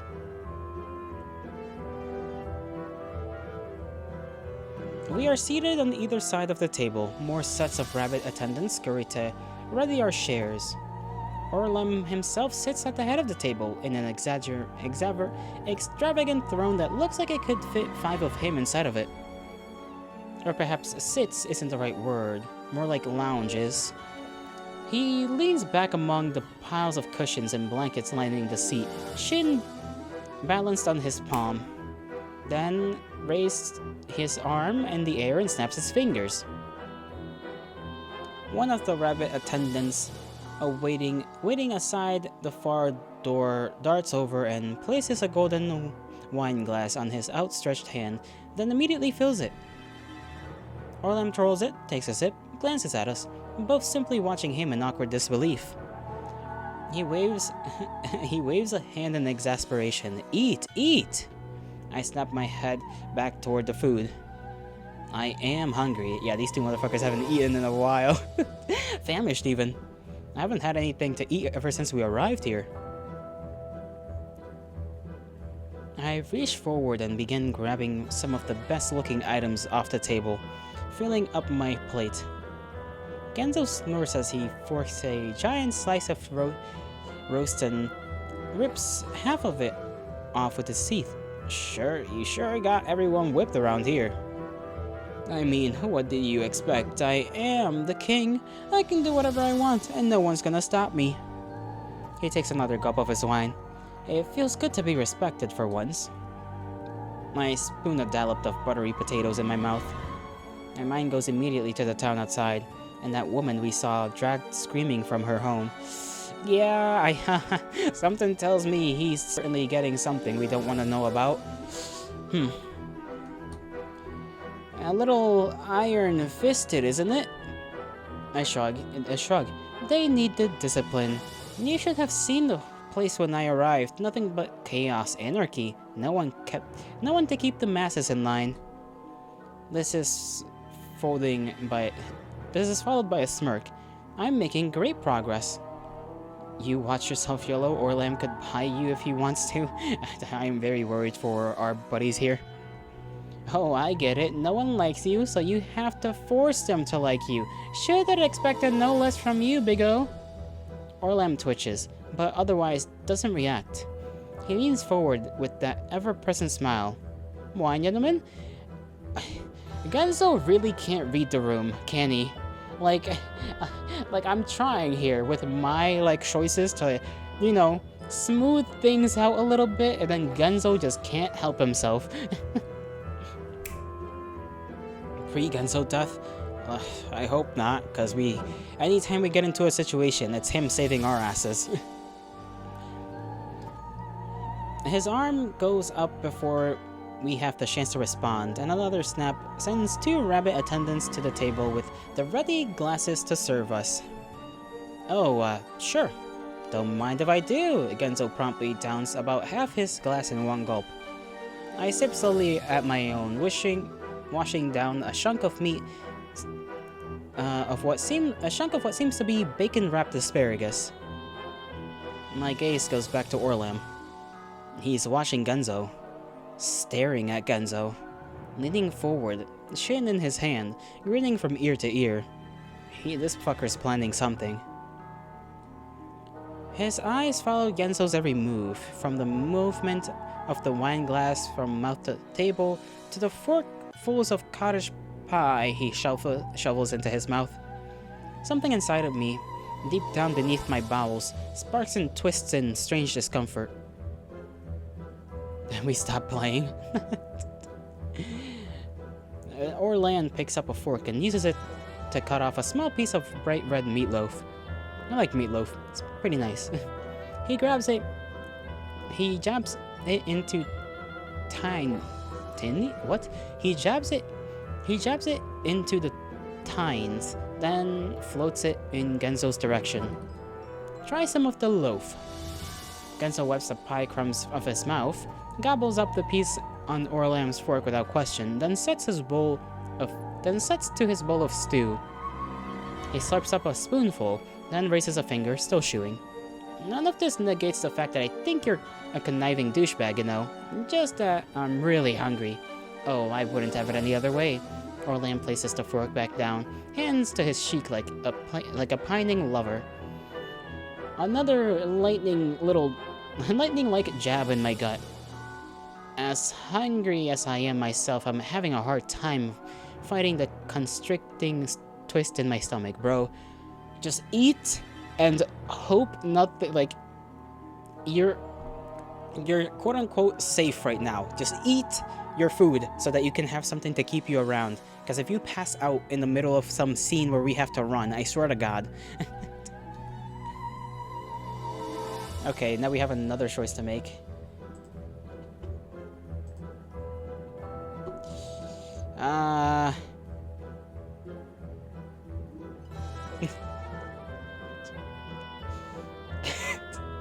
All of these, I don't get a room ready.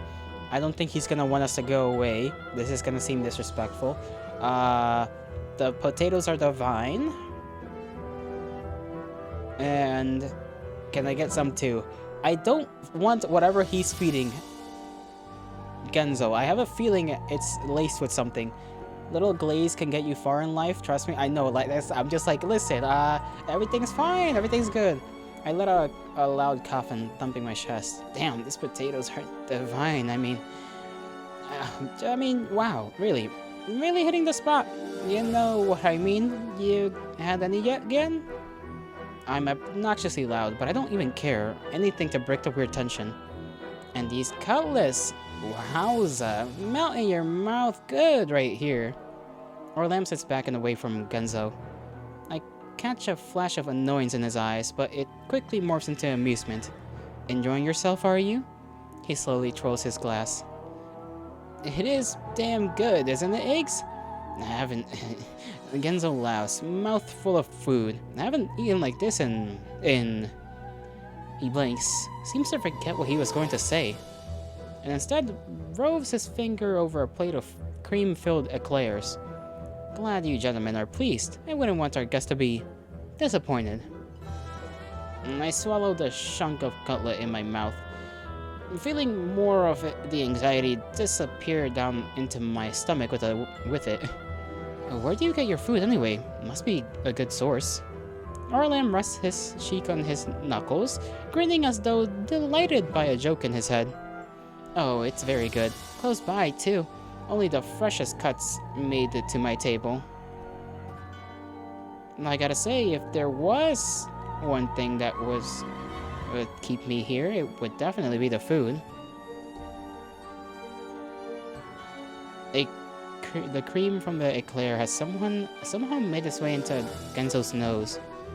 His words, though, remind me of the current situation. I swear, if he's feeding us people, this is gonna be very, very odd.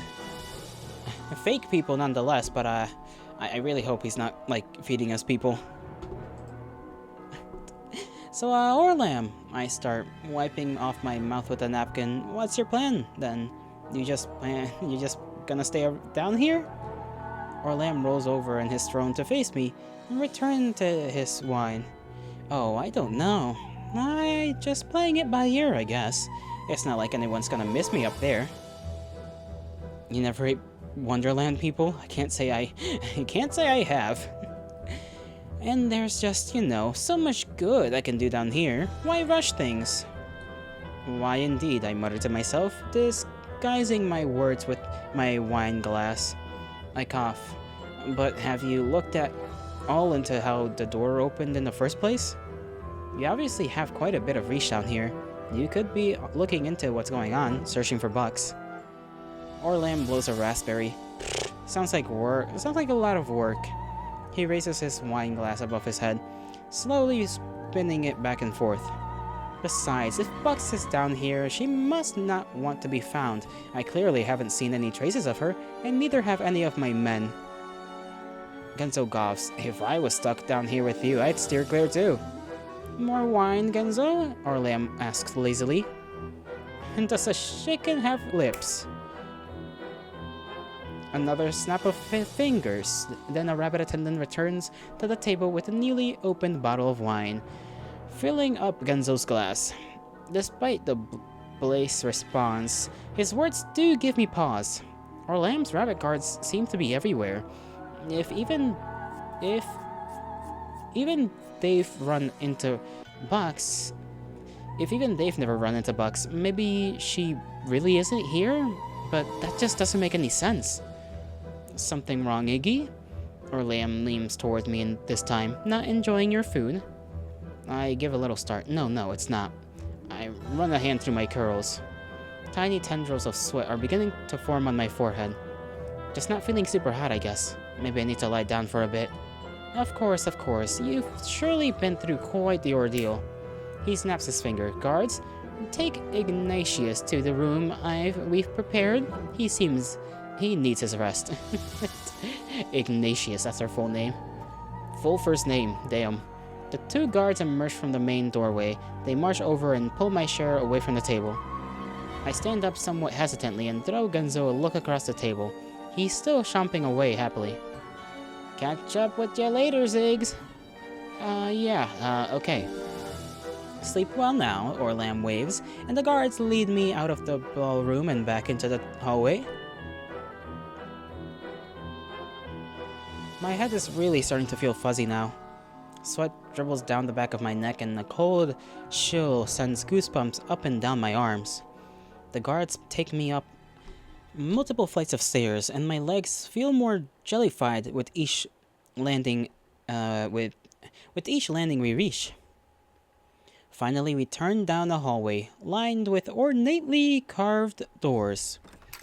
They open the door on the left and beckon me inside. It's delightfully dim inside. Nothing but a fluttering candelabra on the bedside table to light the room. And quiet, too. Somehow it cools the intense beating starting up in the back of my head. I head straight for the bed. It's enormous and piled high with soft white pillows, and when I shrug off my pants and slip under the sheets, it feels heavenly on my skin. Tired. So tired. My eyes close on their own. Hot. Dizzy. Tired. There's a thrum at the base of my skull. And I think of Genzo chomping away at the table. Or Orlam with that eerily cloying smile. Had Orlam always been like that? I can't seem to remember. Mousy for sure, but never so downright creepy. And I can see him. I can see all of them. Pre-drugged? Maybe. You never know at this point. They're sitting at the table in the cafeteria, scarfing down their trays of hamburgers, peas, and carrots. Orlam's next to Genzo, slurping quietly at his milk carton. He smiles when Genzo talks. Laughs harder than anyone when Genzo makes a joke. I'm still waiting in line for my food. I grab it and head towards the table with my friends. Hey, Iggs is here. Genzo glances up at my arrival. Make room, he elbows Orlam hard and Orlam goes tumbling off the bench, milk splashing up and into his shirt and face. Yeah, to be fair, the school lunches are actually food, what the fuck? This is 1990 something, you gotta remember that. You know, it's weird, I don't understand Orlam. I know that Genzo does not inherently has never really liked Orlam. As a kid, I feel like he was more of an asshole though, and there was like no reason for this, and I feel like that probably, the shit or Lamb probably had to go through as a kid because of Genzo, probably kept them weird. But at the same time, it's like, bro, I don't even know why, because they're adding text like, well, oh, he's laughing harder when Genzo is telling a joke, and he's always looking at Genzo, and even now, when we were at the table, he was paying a lot of attention to Genzo.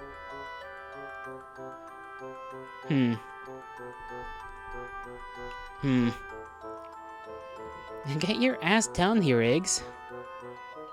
I stand there for a moment, looking at the vacated seat, looking at Orlam on the floor. Orlam returns to gaze helplessly. Finally, I sit down and push Orlam's tray out of the way. I don't say anything. I mean, you have a point, but bullying is fun. Shut up. Genzo wraps his arm around my shoulder with a laugh and launches straight back into the story he'd been telling. On the floor, Orlam pushes himself up on his bony little knees to reach his tray, face dark. He spends the rest of the lunch in silence. My stomach gurgles. Maybe we were too hard on him all these years. I'm not even sure why he kept hanging out with us, to be honest. No other friends, I suppose. None of us had any other friends. I let out a sigh. My face feels so hot. I hope I haven't come down with something. I wonder for a moment if Genzo is still eating. Then drift off into restless sleep. Yeah, this is not not good for us. What do you want, Iggy? What do you wish for more than anything else in the world? Getting your ass whooped with wet towels and getting shoved in lockers is character development? Oh, it's sure as hell gonna develop your character in some type of way. And probably not a positive way either. I'm not sure what it was that wakes me up. My sleep hadn't been all that deep, and I can vaguely remember tossing and turning a few times. But even then, my head had remained foggy and my breath slow. Now, however, my mind feels as sharp as a tack, and I feel my heart beating at a quickened pace against my ribs. I open my eyes. The room is dark. The candles must have gone out at some point. But it's quiet, motionless, nothing and no one there that could have woken me up. I stare up at the ceiling. My forehead and my cheeks are sweaty, and my legs feel restless.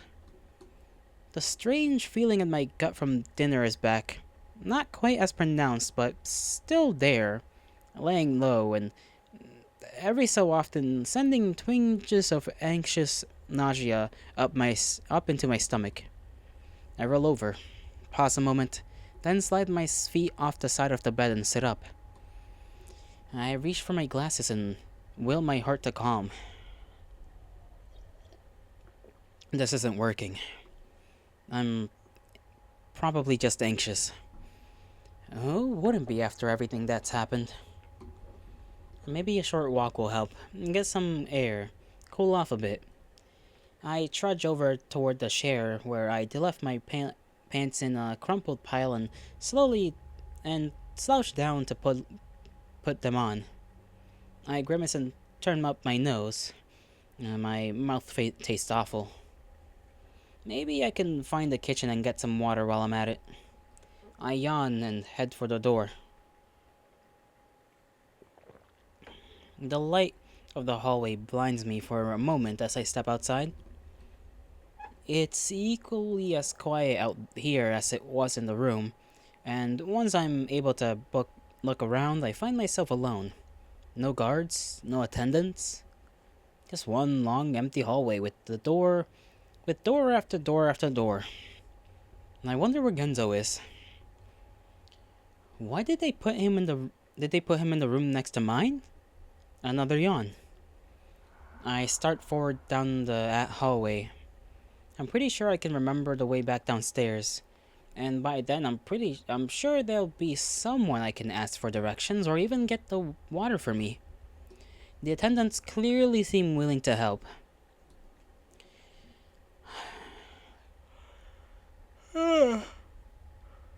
The halls open up, widening as it curls around to connect the stairs.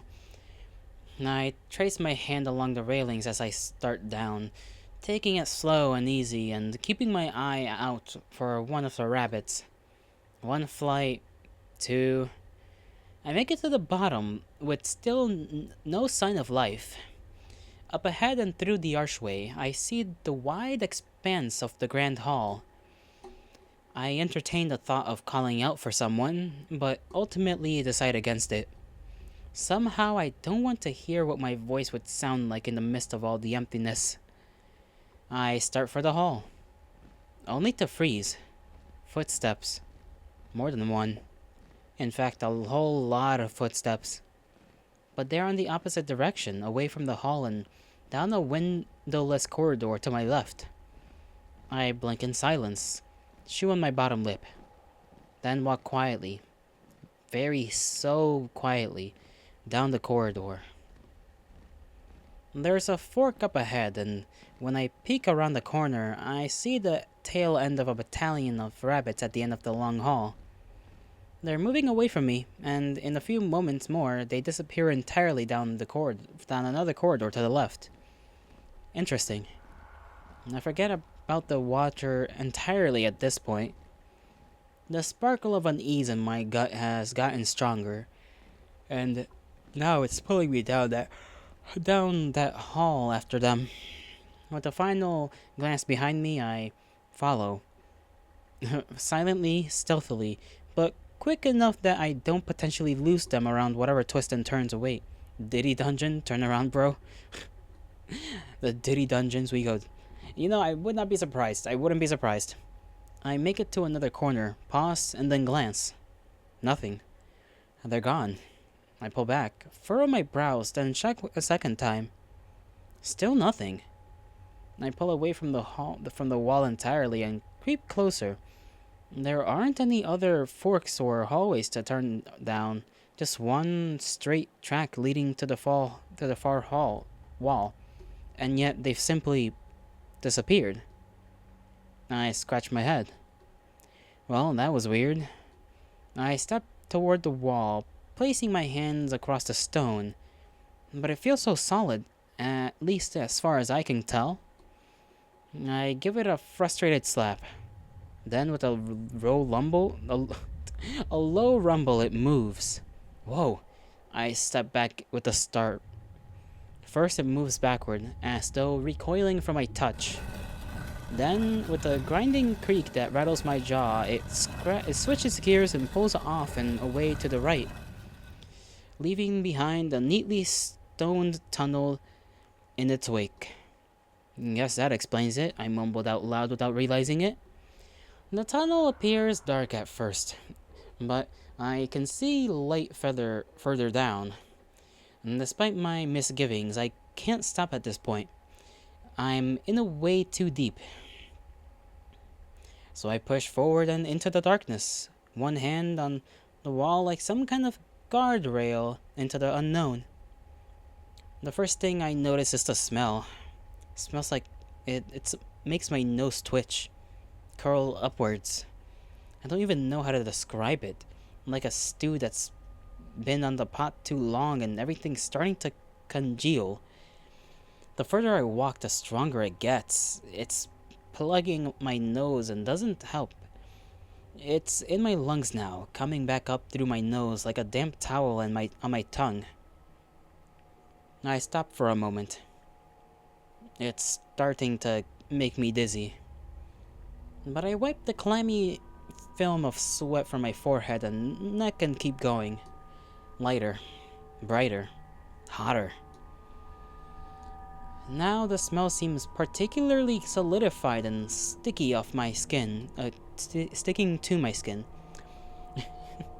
It's heavy in the air, pregnant in the droplets of moisture suspended in the wall of Are we having little issues here? That we are, I think.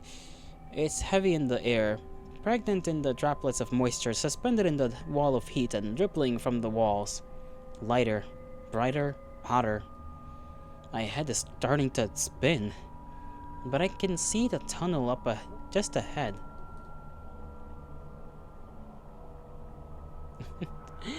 You wanted me to pause the game? No, there's no pausing this game. We're just going. One step. The room beyond starts to take shape, large and filled with steam. 2 steps. Low flickering lights dance almost red across the dark stone walls.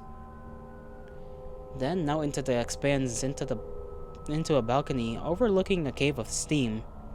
The smell hit me like a punch to the gut, and I feel myself start to retch. But even the smell doesn't compare to what I see when I look out over the edge and into the room below. Cauldrons. Cauldrons? I have no idea, but they're huge and round and filled to the brim with thick red boiling sop. More and more of them filling up the whole room, rubbing, bubbling, churning, boiling, and emitting thick clouds of greasy steam that twist and coil in the air above. I only have to wonder for a split second what's in the cauldrons before I see it. An arm. A human arm. Protruding from the boiling muck and hanging limp over the side, red, swollen, and blistered. I fucking knew it. I reel back. It can't be. I can't think. My body feels numb. The fuck? My gaze jumps from cauldron to cauldron, and I see more. Naked backsides, bobbing up and down, an errant hand or foot sticking out above the frothy soup. Long dark hair curling in the water. My knees nearly gave, and I have to lean hard against the railing to keep from crumpling to the floor. This is my slaughterhouse. Guess 2 plot twists, pre-recorded stream. Okay, to be fair, there are pictures on the webpage, so I guessed the cannibalism. The Orlem being king, I sort of knew. Orlem, what the fuck? Exactly. Also, what the fuck? I spin around, heart beating out of my chest. Orlem standing at the entrance to the tunnel, his hands spread wide in a show of pride. Though some might prefer abattoir, a bit fancier, wouldn't you say? I step back against the railing, hands grasping at the cold stone. What are you? I can't seem to form words. My tongue feels about 10 times its normal size. I mean, I thought it was pretty obvious. He takes a step forward, rubbing at his chin. I need to feed my people somehow, and I also need to deal with the rabble rousers. Why not kill 2 birds with 1 stone? Why are all your friends fucked up, YOLO? Listen, they wouldn't be fucked up if they would just be like normal levels of weird and fucked up if we hadn't been here. You know? It's being here that fucks everything up, when you actually get to have what you want as a person who should just deal with their problems in a normal way, but doesn't. You can't eat people, I finally managed. You certainly didn't seem to have a problem with it earlier tonight, he smiles. My pupils shrink in their sockets as my blood runs cold. I think back to our meal in the ballroom, of the steaming roasts, the meat pies, the bacon-wrapped asparagus. Bile raises to the back of my throat, and before I can stop it, I'm lurching forward and spilling the contents of my stomach onto the floor. Orlem watches in disconcern. Once the convulsion in my stomach stops, I race back up, shakily, vomit dripping from my lips down to my shin. You're sick, I cringe and bring a hand to cover my mouth. Well, you know what they say about glass houses. Orlem saunters over to the railing to look down in his house of horrors. The flickering lights color his face in the steam. You know, I was going to leave you out of this. This is a matter between me and him, after all. But, well, yeah, it had to go snooping and find this place. Man, I'm afraid that just won't do. Kings need some of the secrets to stay just that. Secret. He turns toward me with an awful smile. I take a step backwards, 1,000 alarm bells going off in my head. Where's Genzo? Probably waking up, I would imagine. I twist towards the railing, eyes searching to the room frantically. And then I see him, far off to the right and lying on the floor, surrounded by a circle of guards. Genzo! I screech.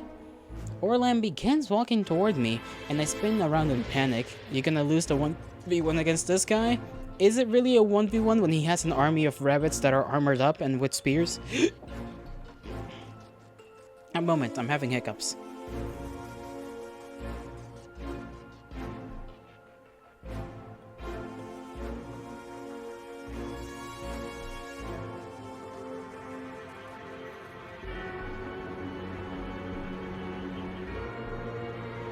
Okay, we should be good. Orlan begins to walk toward me, and I spin around in a panic.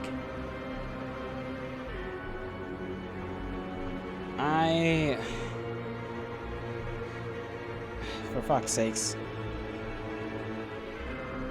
Another choice here. He scared you so much you got hiccups? Not really. What should I even do, bro?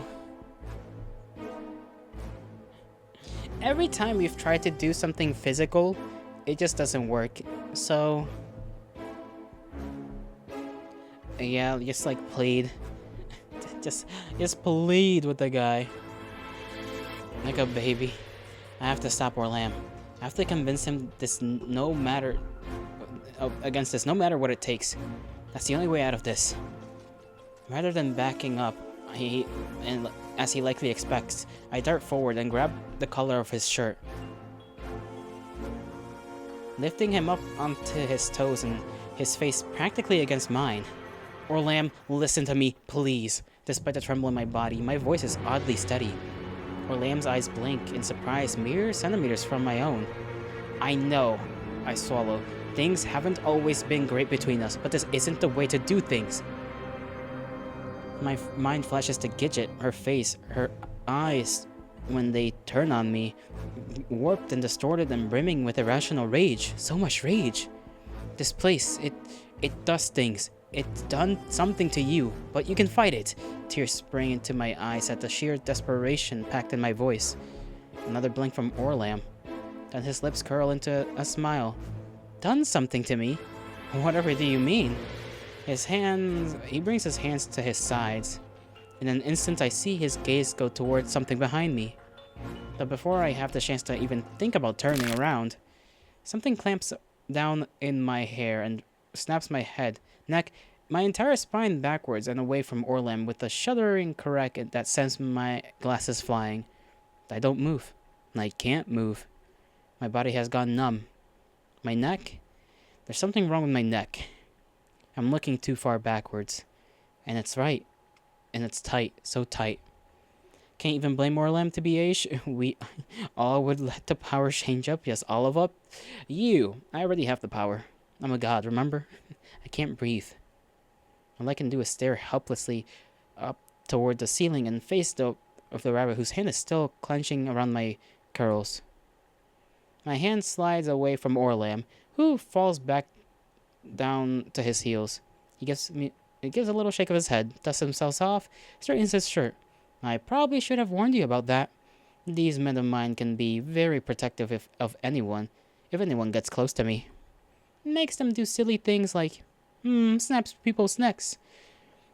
He snaps a finger to his lips in amusement. I open my mouth to say something, but all that comes out is an awful, retching noise. No, you and me? You, maybe. It's the strangest feeling. There should be pain, but I don't feel anything. Just tightness. Everything is tight, shaking, warped. Like a voice is clamping down on my throat and slowly squeezing my head off my body. Orlam walks around to my side, taking me from the rabbit and cradling my upper half as though mid-dip in a dance floor. He drops to his knees. I simply stare at him, head cocked backward and jaw agape. The world is starting to warp and spin. Don't worry, it'll all be over soon. He brushes my bangs out of my eyes. Then the corners of his mouth curl upward, and he bites down on his lip with growing glee. I'll make sure you're given the finest care by our chef. A laugh. He leans his head down right next to my ear now, even as everything begins to fade. After all, I've always wanted to know how you taste. My body gives a final shudder. Everything goes to black. This game is giving me mixed signals. Unfortunately, you were cooked. Seems like it. But at least you tasted great. I feel like we're gonna discover every way to die in this game.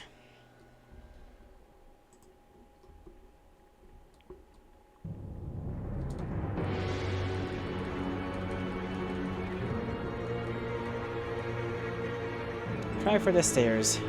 I just know that no matter what I try, it won't be any use. My fight or flight mode kicks in. I need to get away. And right now, the stairs leading down into the room seem like the likely way to go. I dash toward them, only to see a trio of guards already at the bottom and making their way up. Fuck. I step backwards slowly. But Orlam's standing right behind me now. You know, it's really a shame because I did always like you, Iggy. His smile. It's too wide, taking up his whole face. In fact, in another life, we might have even been good friends. I wonder how things would have turned out then, Another group of rabbit guards moves behind them. I'm trapped on either side. My lips, my jaw, even my eyes feel like they're quivering, quaking, fluttering in time with my racing heart. But I suppose now I'll never know. Something hits me from behind and I go out like a light. If it makes you feel better, Gelato, I would do this. Do what? Die a million times?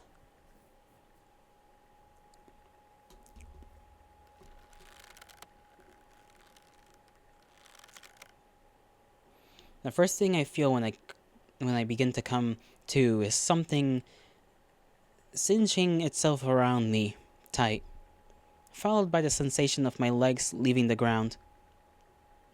I open my eyes to find myself suspended in midair, a rope coiled snug around my arms and midsection and holding me aloft like a fish on a hook. I kick out my legs, shake my shoulders, try to swing forward. It's futile. All I do is knock the breath out of my lungs and tire myself out. Ah, good, you've come too, Orlam has his hands on his hips, grinning at me from ear to ear. Wouldn't want you to miss all the fun. Now to wake Sleeping Beauty. We gotta go back further. I glance to my right to... fucking words, I can't say them. I glance to my right to see Genzo in a similar predicament, bobs and loops of rope coiled all the way from his chest to his pelvis and holding him aloft a few feet above the ground. Orlam steps forward, clapping his hands across his cheeks in reverberating slaps. Rise and shine, you overgrown lush. Genzo coughs, groans. Remind me to thank Yon for a lovely weekend.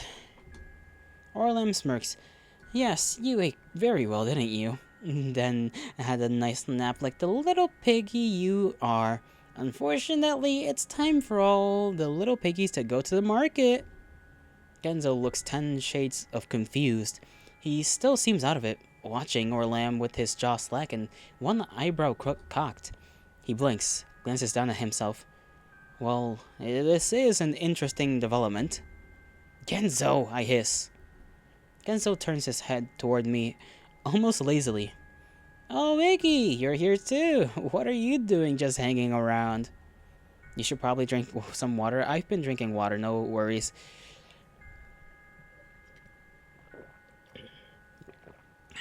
Genzo, be serious. This isn't a fucking joke. Orlam lets out a pelt of laughter. Genzo? Seriously? You couldn't be serious. It's like, Genzo, serious? He couldn't be serious if his life depended on it. Except maybe when tormenting me. You always took that pretty serious, didn't you? He jabs his finger into the underside of Genzo's chin, cocking his head upward. Oh god, is that what this is all about? You butthurt I picked on you when we were kids? Genzo rolls his eyes. Get a life. Our lamb's face goes pink, red, purple. Picked on? Picked on? You ruined me, Genzo Ishihara. Genzo Ishihara. That's a name. Okay, so maybe not. maybe. I thought it was Argentinian or something. Ishihara does not sound Argentinian. Oh well, maybe he's like mixed or something. I don't know. Whatever. Genzo. What was I saying? Oh yeah, picked on. You ruined me, Genzo Ishihara. He clenches at his hair, and you never even realized it, did you? Damn, we're ripping out last names? I'm in big trouble now. Shut up. Genzo just grins. Did I hurt your little butt? Did you need me to powder and pat it and make it all better? Maybe suck your dick while I was at it. Stop it! But Genzo's on a roll now. You ruined me, Gelato. His eyes flash. Oh, or don't tell me. This is about the time after prom, isn't it? Holy fuck, did you really think that... Orlem shrieks. He grabs a spear from one of the guards behind him and reels it back. I'm going to muzzle that fucking mouth of yours. He swings. And the flat side of the spear clocks Genzo right across the jaw. Blood flies from his mouth as the resounding crack echoes off the walls. Orlem lets the head of the spear drop to the ground, red-faced, shoulders heaving. Genzo's quiet for a moment. He looks down, spits out a tooth. Pathetic. Can't even break a guy's jaw properly. He snickers, then coughs, sending trails of blood down his shin. You were pathetic then. You're pathetic now. You want to know why I picked on you? Because you're a pathetic excuse for a human being. Everybody hated you, you know that? Even your parents hated you. That's why your dad beat on you. That's why your mom killed herself. Because they had a pathetic fucking errata for a son. Wow. Or Genzo, thank you for making things so much better. Orlam wails. He brings his hands to his cheeks, clutching at his face, clawing at his eyes. The wail morphs into a scream, deep and heady, ripped straight from his lungs. He reaches for the spear, reeling it back. Bullying can be fun. It's not fun when it's my life that's on the line, buddy. Like... and slams it into Genzo's shin again. Then from the opposite direction. Again. Genzo's head retches back and forth, with each subsequent crunch. Finally, Orlam crumbles. He lets the spear fall from his hand and sinks to his knees, his face in his palms. Genzo's face is a wreck. His jaw tilts awkwardly to one side, and bloody welts decorate his chin and cheeks. Another cough. This time, he sends out a pint of blood to the ground, along with a handful of teeth. I feel tears well up in my eyes, blurring my vision. Genzo, what are you doing? I say weakly. Genzo turns to look at me, and god damn it, that fucker doesn't actually smile. Smile? Oh, he did smile. He grins through the blood clots leaking out from between his missing teeth, trying to keep him from going after you. My face goes white, lips trembling. It's at that moment that Orlam begins to laugh. It starts as a tiny chuckle, barely even noticeable, then grows into a manic snicker that rocks his arms and shoulders, high-pitched and squeaking, almost like a rabid chipmunk. I don't have to put up with this! What am I doing? I'm going to kill you and then I'm gonna eat you for tomorrow's breakfast! He pushes himself to his feet with a wobble, laughing so hard he has tears streaking down his cheeks. His eyes, there's something wrong with his eyes. Dark and sunken and pupils impossibly small. He brings his hands to his cheeks, unable to contain himself, and twisted grin stretched practically to his ears. Tomorrow's menu, roasted pig on a spit! He dances over toward an iron crank, and with a panicked upward twist, I realize the ropes we're hanging on are connected to a system of overhead pulleys. The guards probably just want to go home. Probably. He twists the cranks, pulls a set of levers in its handle, then rushes it backwards. Genzo's body rises up below. Orlam pulls it to the right. Clank, clank, clank. And now Genzo moves to the left, coming to an abrupt stop right over the center of one of the boiling cauldrons. Shit, fuck, Genzo winces, wriggling uncomfortably as the hot steam envelops him. Orlam, stop! Orlam, we can talk about this, come on! My heart is racing. I pull and tug and kick out my legs in futile panic. This little piggy went to the market, Orlam screeched with a pearl of laughter. He leaps in glee and pulls back hard on the lever. I feel my heart drop as Genzo goes plunging into the cauldron. Genzo! There's a sickening splash, water spilling up and over the edge and onto the floor below. Orlam rushes the lever back almost immediately and Genzo is yanked out. Every inch of his exposed skin has turned pink, and the steam is rolling off his body. Genzo, don't go 1 to 2. Orlam, he starts, his voice low and phlegmy, and filled with a strange, deep-seated helplessness I've never heard from him before. This little piggy stayed home! Orlam jerked down on the lever again. And Genzo is sent flying back into the roiling water. When he's pulled up next, his body sags in innervation. I can hear him struggling to breathe, throat gasping, chest rasping. His skin has turned a brilliant shade of red. I need to do something. Anything. He's going to die. I twist my head from side to side, looking for something, looking for anything, taking in our surroundings. Stop him, Jello. What the fuck are you doing? You act as if Iggy wasn't in the ropes right now. But there's nothing. It's just a cauldron after cauldron after cauldron. And beyond those, Orlam and the battalion of rabbit guards. Fuck. This little piggy had roast beef. I hear Orlam squeal and the telltale sound of the lever, followed by a giant splash. I don't even look this time. I don't have time to look. I have to figure something out. That's when I see it. The cauldrons. Either because it was a rush job or Orlam and his men had no idea what they were doing. They're actually pretty precariously structured. They're held up above their roaring fires by nothing but 4 wooden planks, one on each side, without any sort of additional support. If even one of those planks were taken away, I don't have time to wonder if it'll work or not.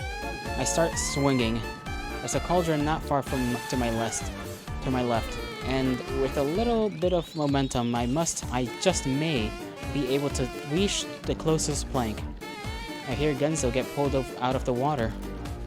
He gasps, sputters. His breathing sounds like it's been wrenched across sandpaper, like nails on a chalkboard. Further, I build up momentum, swinging and swinging. This little piggy had none. Another splash. Orlam and the rabbits are so focused on Genzo that they don't even notice my antics. Closer and closer. I reach out my foot, and the next swing over. I touch the plank. I can reach it. I just need more power. One more swing. Two more swings. I'm going pretty fast now. It might be enough. It might be enough. I hear Orlam shriek again, the piercing laughter sending my heart into overdrive.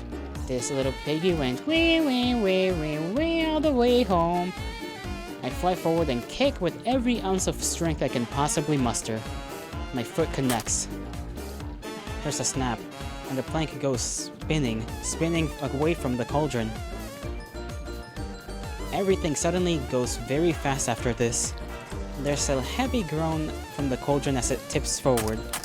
The snap, snap, snap. The additional weight breaks the other planks. The cauldron falls into the fire with a thundering crash and rolls forward, spilling out gallons and gallons of roiling, frothing muck across the floor and toward the group. Orlam screeches and jumps backward at the approaching wave. His rabbit guards follow suit, keeping back in fear. What are you doing, idiot? You're wearing armor! Go stop him and clean that up! But sir, the rabbits in front clutch his spear. Iron is highly effective conductor of heat. Walking in that boiling water would cook our feet like a miniature kilns. Orlam clutches at his hair in disbelief. You useless logomorphs! I don't waste a second. I begin bouncing and kicking as hard as I possibly can, pulling and yanking and stretching the rope until, with one forceful jerk, it snaps, and I go tumbling to the floor. I land with a splat in the hot water and gave out a breathy yelp. My arms and cheeks burn with it, so hot it makes my eyes water, but I can't let it stop me. I roll towards the piece of wood, scattered from the fire and still burning and smoking, and slam right back back into a particularly glowing remnant. Burn, burn, burn, goddammit. I can smell the coils of rope singeing, feel the heat transferring through it and to my skin.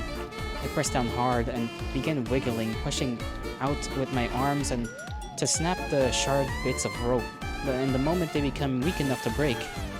It doesn't take long. With a jagged rip, the fibers of the outer ropes loosen, come apart which is enough for me to snake my arms out of the bindings and frantically pull the rest off. Then I'm onto my feet, taking only a half second to ascertain the situation before running toward the closest cauldron, kicking at the plank pointed towards Orlam and the rabbits. It goes down with a heaving quake, sending another wave of freshly boiled slop toward our captors. Orlam screams and stomps his feet, the rabbits backing up even further. I topple one more cauldron, and then race toward the cauldron beneath Genzo and send it spilling too. I can feel my feet burning in my soaked socks and shoes, but I pay them no mind. My adrenaline seems to be masking the pain, at least for the time being. I take advantage of this fact to kick off at the remaining fire beneath where Genzo's cauldron had sat, scratching the boards and stomping out the flames. Then I reach up, jump, and grab Genzo's shoulders. I let my full weight tug down on the rope, and it separates with a snap. We fall to the floor with a giant smack. My head rings, but I push through it, already up and already tugging the ropes singed around Genzo's arms. I'm gonna take a little break. I gotta do some stuff and use the restroom and whatnot. I'll be right back.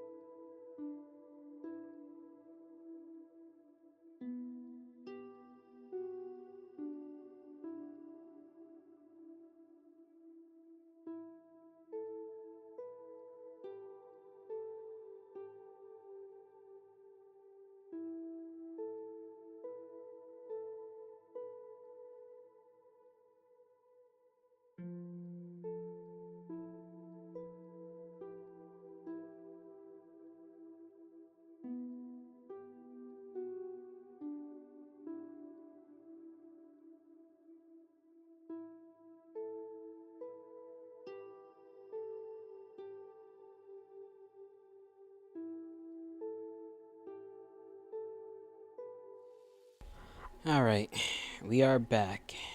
We shall see how this story goes on. I hope they're probably gonna escape, obviously, but who knows? Who knows? My head rings as I push through it, already tugging at the ropes cinched around Genzo's arms. Ooh, the boy is, not doing too well. Genzo, buddy, you gotta get up. Wake up. I yank away at the ropes, I yank away the ropes, slap on his cheek. He's out cold. His skin is a deep red and thick. Leather splotches decorate his skin, his neck, shin, and forehead. I feel myself sweating just in the steam spilling up and away from his body. Wake up, wake up, wake up. I can't carry you. Tears of frustration prick at my eyes. Finally, he lets out a cough. When he cracks open his eyelids, his eyes have gone white. Iggs, he croaks. I can barely hear him. Do me a favor? I lean closer. What is it? Kanzo's cooked. Oh, wow. You're a genius with your jokes. Another cough. Could you poke me with a toothpick? Because I think I'm done. You fucker. I pull him up to a seat. He wobbles for a moment, but ultimately seems able to hold himself up. You've got to try to walk for me, okay? It's the only way we're gonna get out of here. And I'm not leaving you the fuck behind. I stand up, grabbing his hand, and pull him up beside me. He leans heavily against me. That's it, come on. I loop an arm around his back and begin to move, sloshing through the layer after layer on the floor. He manages to move his feet fast enough to keep up, but doesn't seem to be able to do much else. He's about half his weight on my shoulders. Stop him! Stop him! Orlam screeches interrupt my thoughts. Shit. My heart nearly leaps out of my chest. I'm gonna have to buy us some more time. I start for the stairs as fast as I can, making a beeline toward each cauldron along the way. 1, 2, 3, they go down, sending more and more boiling water onto the floor. Now I can't feel my feet anymore. My legs are screaming, my heart pounding. We've got only a few minutes at most. And I can hear Orlam screaming and jammering and batting at the rabbits with the handle of his spear, but the rabbits themselves still refuse to go into the steaming water. Iggy fucking Maxwell! I hear as I start up the steps, but I don't have time to look to check to see if he's following yet. Up. I tug Genzo up the steps. I don't think I've ever hurt someone so tight in my entire life. No, held on. I don't think I've ever held someone so tight in my life. Jesus, I can't read. My body screams with every step, but my eyes are straining from any hint of those iron boots racing up the stairs after us. I finally tug Genzo into the landing, and just before we can escape into the tunnel, I catch a glimpse of rapids splashing through the water down below. Fuck. I throw myself into the tunnel, begging Genzo to move faster. Come on. I can feel tears of frustration building in my eyes. The tunnel ends and we fly out into the stairway, into the main hall. I'm gasping for breath by this point. I hoist Genzo back up on my shoulders when I felt him starting to slip and search for the door through the sweat leaking down my eyes. Come on, Genzo, come on, stay with me, buddy. I tug him toward the entrance, slam my hip against the door. It opens with a heavy creak, just enough for me to slip the two of us outside and into the garden. And then I'm racing down the path, heart pounding in my ears, huffing, puffing, groaning in terrified exasperation. Past the moat, past the empty guardhouses. I can see the little town up ahead through the pink glimmer of sun on the horizon. No good. We've gotta go a different way. That'll be the first place they go. so I tuck Genzo off the path and away out from the town, away from the castle, through the grass and through the trees. My lungs are burning, my legs feel like jelly, but I push on. I have to push on. Genzo's sleeping again, and I hear his feet aren't keeping up as well as before. I have to keep pulling, keep tugging. I spy a creek up ahead, quiet, tranquil, and next to it a large outcropping of boulders. I grip my teeth and power through the last stretch, not stopping until we've made it out of sight behind the rocks.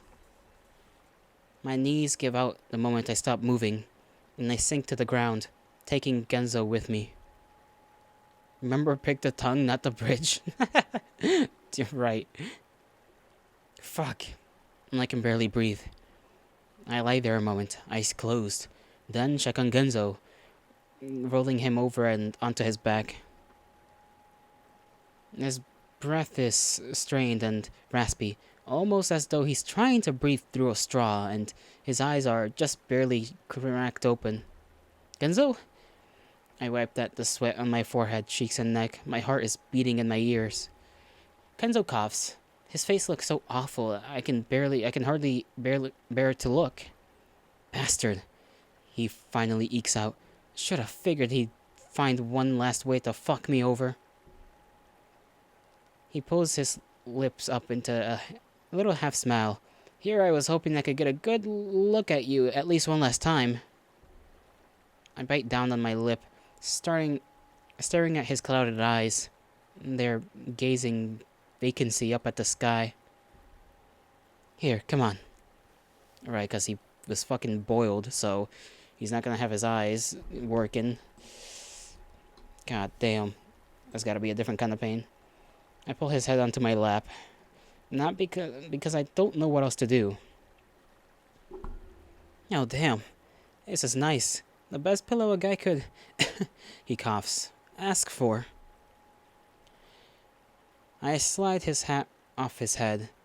It leaves miniature blistered divots across his forehead. I wince and try to smooth down his hairs. The twinge of guilt in my diaphragm is back, curling and twisting and eating away at my insides. You carried the story, Genzo, basically. We wouldn't be alive if it was not for him carrying us. I blink, and the Genzo in front of me is suddenly much younger. Even as hard as I've tried to block it from my mind, the memory is still fresh. Almost like it happened yesterday. Thunder rattles the window pane next to the bed, shaking the house, shaking up through my gut, my ribs, my heart. I clench the blanket to my shin, breath fast and hot. You scared, Eggs? Genzo's next to me. Genzo was always sleeping over at my house. We'd play video games, gorge on snacks and pizza, and stay up until past midnight just talking and talking. Even all the way up until junior high, I could always act like a kid with him. I don't respond. Instead, I chew on the edge of the blanket, staring up at the ceiling. It's louder this time, lightning flashing across the window and lighting up the whole room. I tense, unwittingly giving off a little moan as I try to shrink deeper into the bedsheet. Don't worry, I gotcha. Just come into the safe, warm bosom of my arms. I'm not sure how he knows what the word bosom actually means, but I'm not in the mood to chastise him for it. I let him curl around me, and in the heat of the moment, even snuggle up just a bit against his chest. I'm too scared to worry about how it looks. Another boom. But this one doesn't make my heart jump quite as much. I take a deep breath and close my eyes, willing myself to sleep. That's when I feel it. The poke against my stomach. I feel Genzo freeze against me. He sucks in a breath. What do? Pretend I don't feel anything? Pull away? But then he'd know that I know. But he already knows that I know. There's no way I wouldn't feel that. I'm starting to sweat now. I'm feeling weird, uncomfortable. I don't know how to explain it. Cold. A cold chill working its way down through my spine and out across my arms and legs. I'm shaking, and I can't stop. Genzo, I heard something out in the hallway. The hallway? Genzo's voice squeaks. Yeah, could you go check? Sure, of course, yeah. He pulls away, sits up, and I see him take a moment to collect himself, just sitting there on the side of the bed. Finally, he stands up. I'm gonna go check for you. Thanks. I'm still shaking, but the feeling is starting to leave. The tightness in my chest loosening. Genzo's darkened form walks towards the other side of the room, and I hear the door click opening. He steps out into the hall. He's gone for a long time. Another window-shattering thunderclap sends me back beneath the covers. Then I hear it. A thud from outside, followed by a yelp and a series of sharp cracks on the stairs. Kenzo? I'm out of bed in an instant, dashing for the door, my thin pajamas fluttering. I grope for the light in the hall, and when I turn it on, I see Genzo lying at the bottom of the stairs, unmoving. Genzo! No. Each no falls in time with my footsteps racing down the stairs. But when I stumble down next to him, he's already out cold, blood leaking out his ears, his nose dribbling from his mouth. He'd spent a week in the hospital after that, and they'd said he'd be fine. Just fine. Perfectly fine. A month later, his sight had begun to go. Ah, so that's how that happened. Whoops, we should have caught that. Tears prick at my eyes as I look down at Gunzo now. How had everything come to this? I wipe at the snot leaking down my nose and let out a quivering breath. I need to do something. Find a way to help him, but how? And from where? It's not like he can walk anymore. Then do I leave him behind? Maybe I could follow the creek. Surely it should lead somewhere. Another town or over maybe? Somewhere further from Orlam and his guards?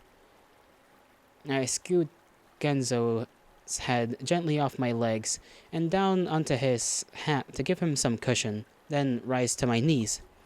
I'm gonna find someone, okay? Okay. I'll bring someone back who can help you. We need to get you to a doctor. Okay. I'm just gonna follow this creek. There's gotta be some place along it, even a little village or something. Okay. I jump down on the inside of my sheik. Genso's just lying there, not even trying to look in my general direction. Well, what are you waiting for? Get going, he coughs. Yeah. I reach for his hand, clasping it in my own and giving it a squeeze. I'll be back. Okay. Then I take off, staggering my way alongside the creek and further into the trees.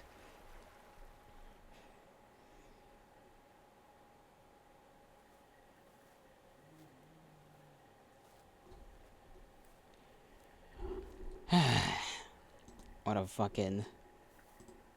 We're still in the first act, by the way. This is still the first act. So much has happened, and we're still in the first act. Oh my god. I almost forgot this was a 20 to 20-something hour game. Why didn't you revive him, Gelato? Kinda fucked up. Revive him, he's still alive. I trudge further into the woods, following the creek. Following its winding path through the trees. Through the bush, over the rocks and the pebbles, the silt and the clay. I stumble, fall, press on, press forward, fast forward, rewind?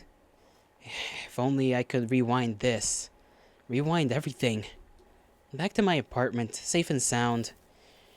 Back to the barbecue, everyone alive and well. What is all this? Why is this happening? I can't feel my feet at this point. I can't feel much of anything at this point. Forward, forward. Follow the sound of the water. Follow it to salvation. Follow it to judgment. The trees are thicker now, darker. Sun peeking in through dappled patterns in the current. And the air feels cold, almost like I'm being washed. I turn around, check the path behind me, but there's nothing. No one. Just a damp chill on the back of my neck, curling like a leash beneath my collar and sending pinpricks of unease down my spine. It's completely still. I save for a small object hanging from one of the trees up ahead. It sways ever so slightly, twisting on its string. I approach it carefully, senses keen, cup it in my hands. Doll? Its button eyes stare up at me, and its cotton body is simply in my palms. Sits limply in my palms. I let it go and watch it swing back to its original position, hanging from its neck as though dropped from the gallows. It twists, dances, eyes pointed skyward. There's another one up ahead, and when I move toward it, I spot another and another. Everywhere. I spin around. They're everywhere. Hanging from every tree, bodies limp, eyes lifeless. Jeez, we can't have like a break. We can't go to a place that's like normal.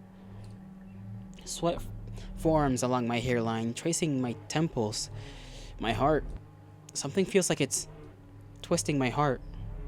An unbearable sadness. As though I'll never be happy again. I need to get out of here. I begin walking again. Normal's boring. Normal is better than this, brother, alright? You want to experience this yourself? Getting boiled to the point where you have no more sight?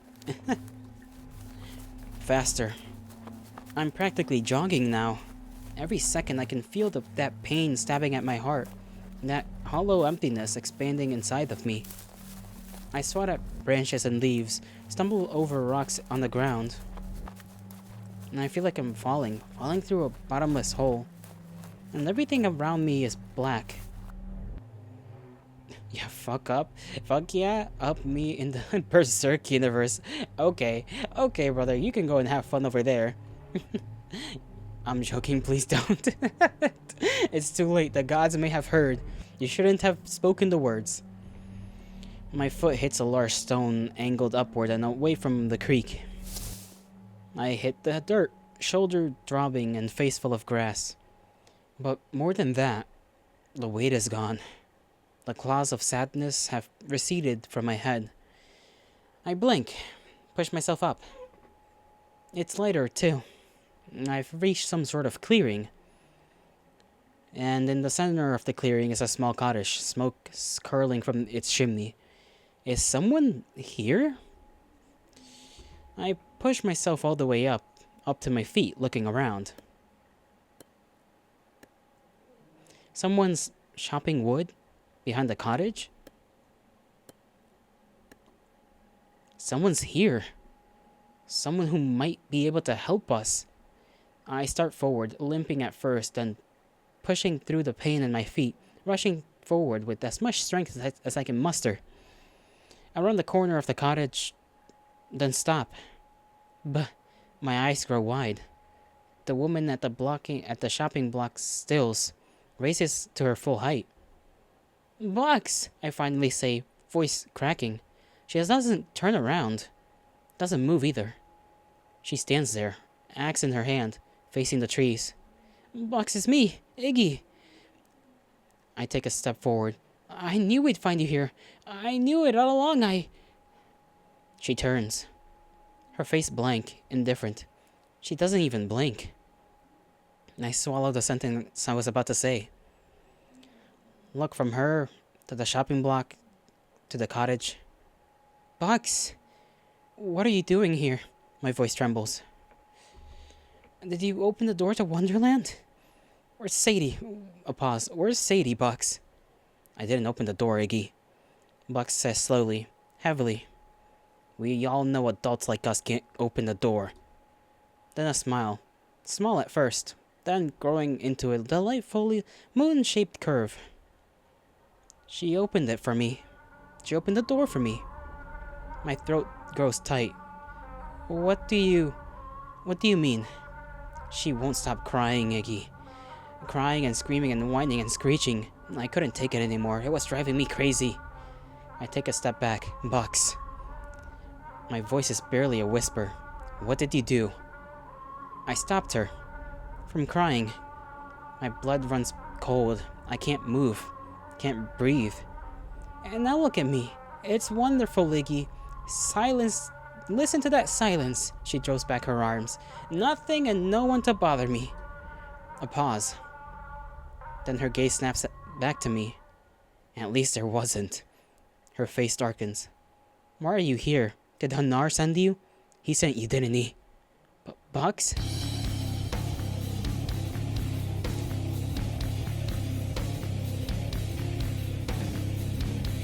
Oh boy.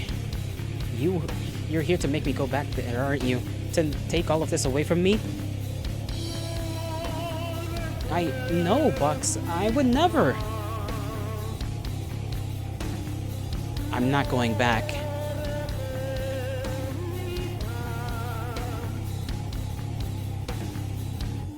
I'll kill you before you can take me back.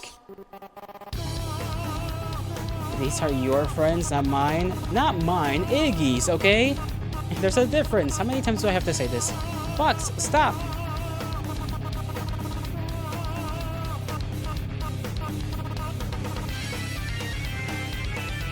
Oh boy.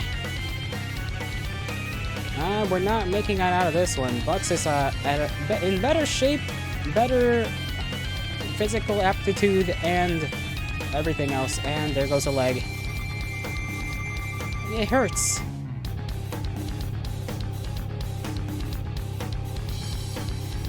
Fuck, it hurts.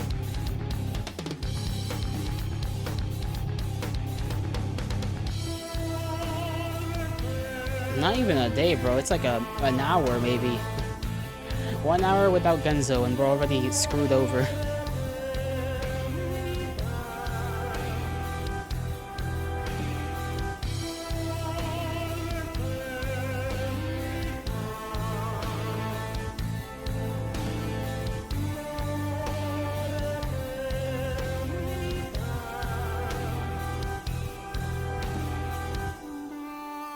Why are all of our friends schizophrenic, bro? Like, they are clearly not good. Oh, she's fallen.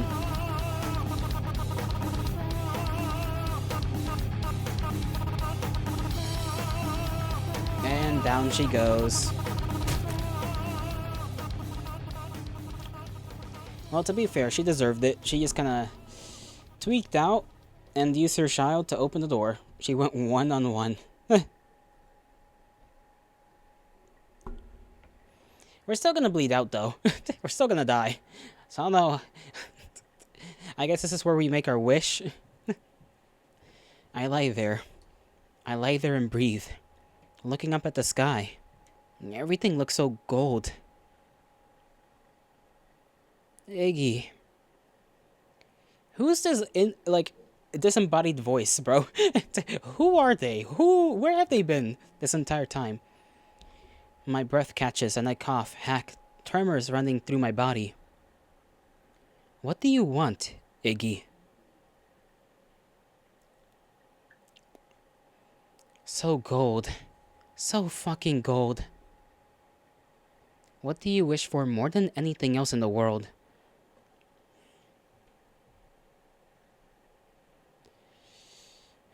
What do I... Oops, sorry about that. It's meant to do this. I don't know what I want. I don't. I do. Because lying here, looking up into the endless gold sky, I've realized something. A single thread connecting all of my friends' miseries that has ruined their lives. It's me. I let out a shuddered breath.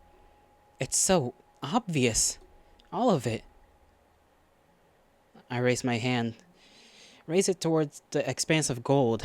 I wish. The tears have returned. They're flowing freely now, tracing cloudy rivers through the sky and scratches on my cheeks. I wish I never existed.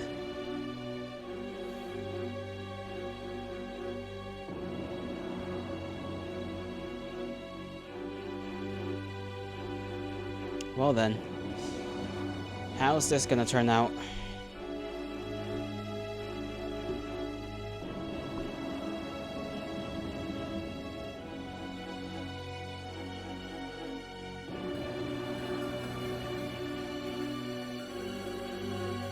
What about the PS5 at home?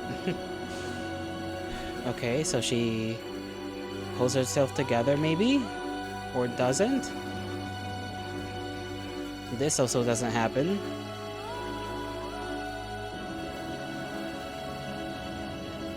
So she's just happy that she accomplished something, right? This never happens, so like he gets to sit there and just hang out with everybody.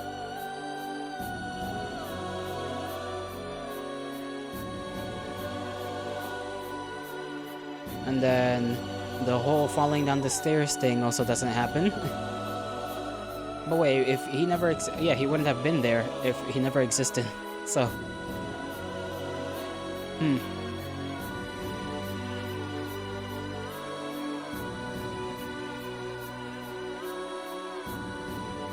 So Wonderland is strong enough to affect the real world, huh? That's actually kind of crazy. It's okay to cry, gelato. Quit smulling. And smulling? I'm just being myself, alright? But then, like, there's still... We still have 4 acts left, bro. I don't know what's gonna happen. This is, like, legit, like, jarring. Just, I wish I never existed. Like, changes the time spans continuum. Or whatever the fuck. Smiling ain't shit to smile about. 4? Yeah, this is Act 1.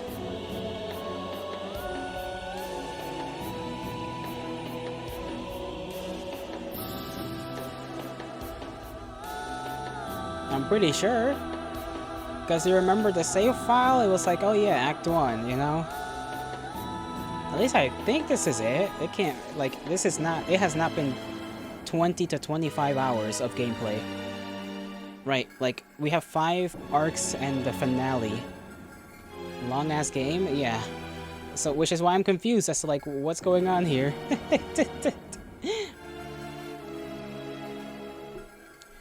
Interesting.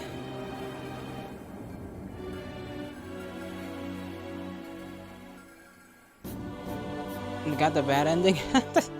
I feel like this is a fake out. It's a fake out ending, maybe. Maybe it isn't, I don't know. We're just...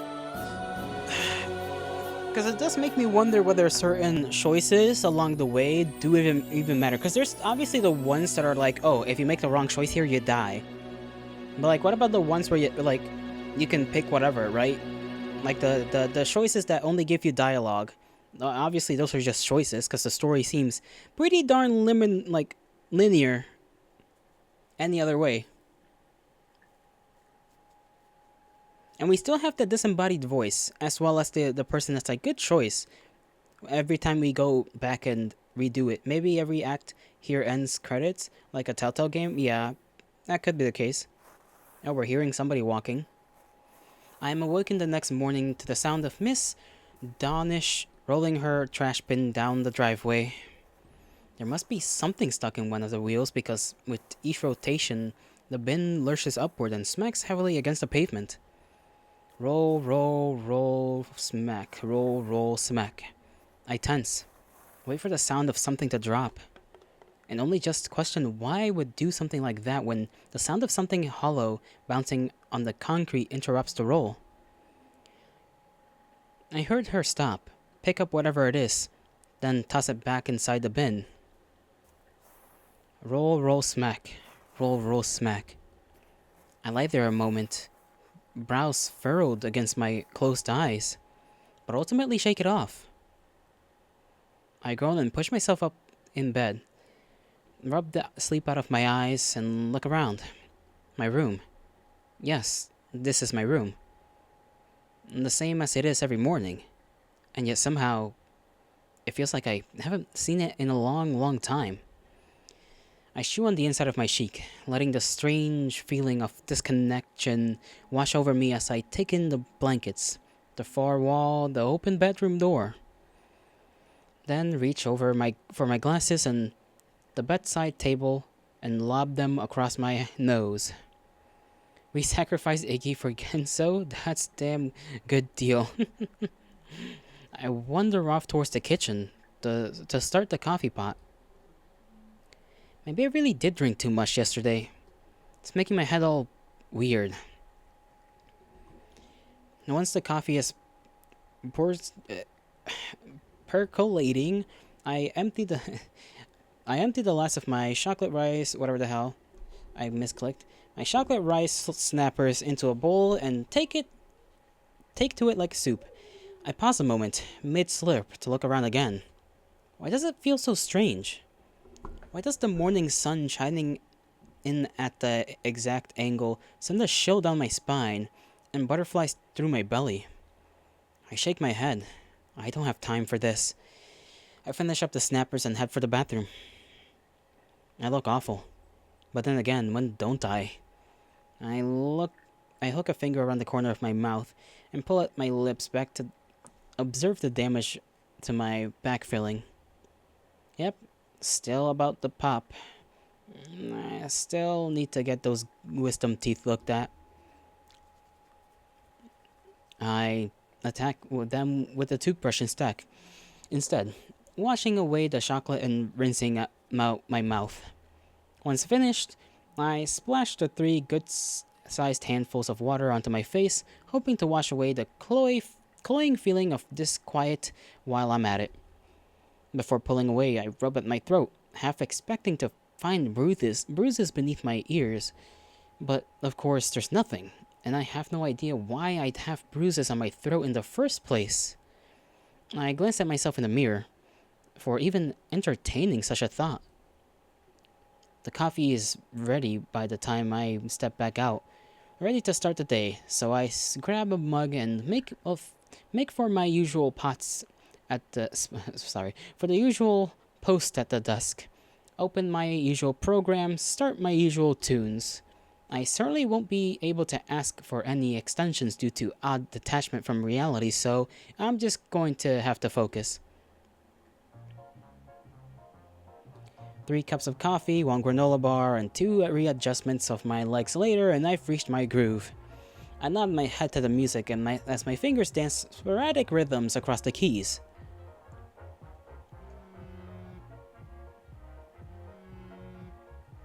I'm so focused I don't even notice my phone buzzing until it's about to switch over to voicemail. Why is it still here? I don't know, maybe it's like a time continuum thing? I think it's a time loop, right? Like, think about it, sort of self-explanatory, but like, he wished that he was never in existence, but him wishing he was never in existence automatically means he has to be pushed back, because then he would never make the wish, which would make him not exist in everybody's lives, which means everybody's lives would remain the same unless he made the wish. So it's a time loop, basically. It's like, it's literally just a time loop.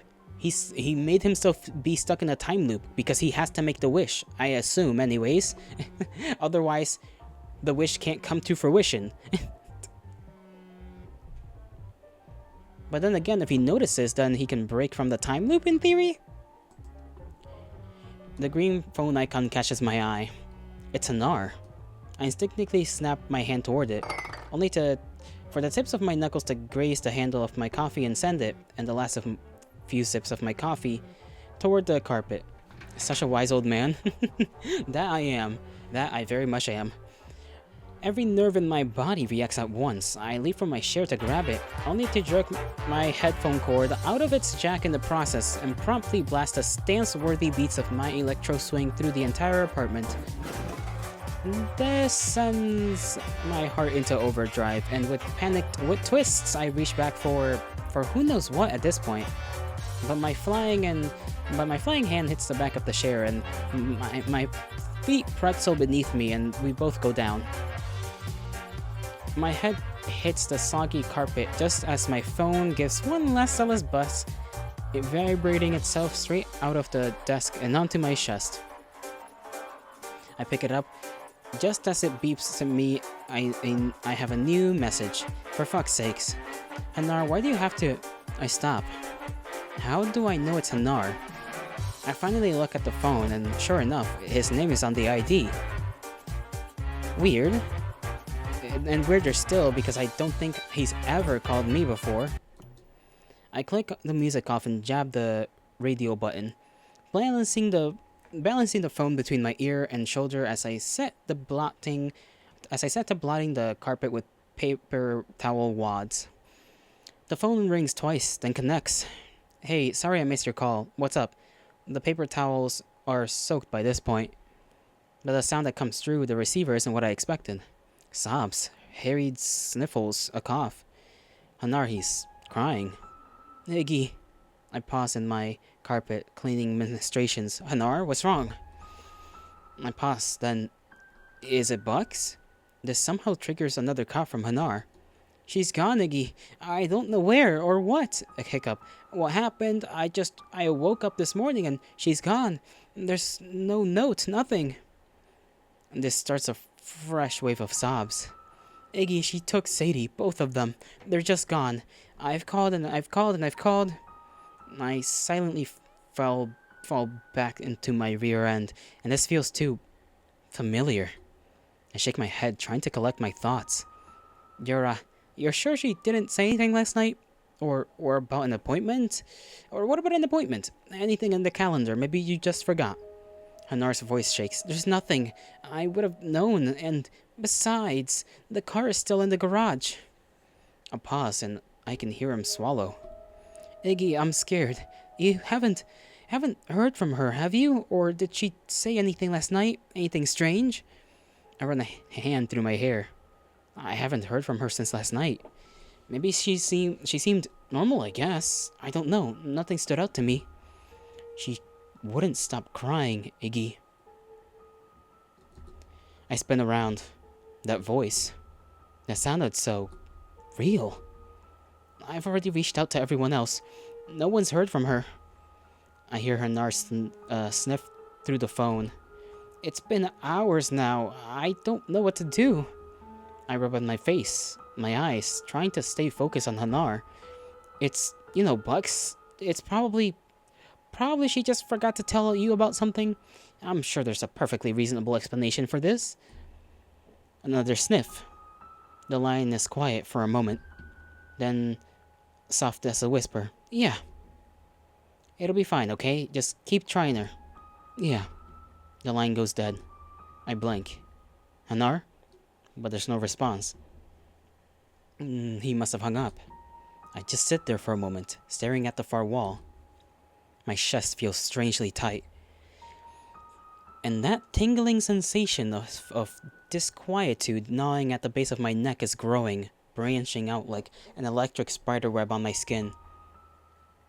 I push myself back to my feet and carry the soggy paper towel wads to the trash can in the kitchen. They fall atop an empty fruit snack box with a wet thump. And last, I watch the driblets of coffee descend across the mouths of the sharks decorating its front like the blood of their latest kill. Something pings in my head. I need to do something. Do something? Do what? Maybe I can change things. Change what? I groan and bring my hands to my face, clutching at my eyes. I'm about ready to give myself a good smack. My gaze falls on my phone. Should I call someone? Yes, that sounds like a good idea. Call someone, see if I can figure out what the hell is going on. I snatch the metal rectangle off the floor and slump down on my work chair, bringing up my contacts. Call someone. Call who? It's not like I've got a lot of choices. Call Genzo. I scroll down to Genzo's name on the list. He seems like the safest bet, I guess.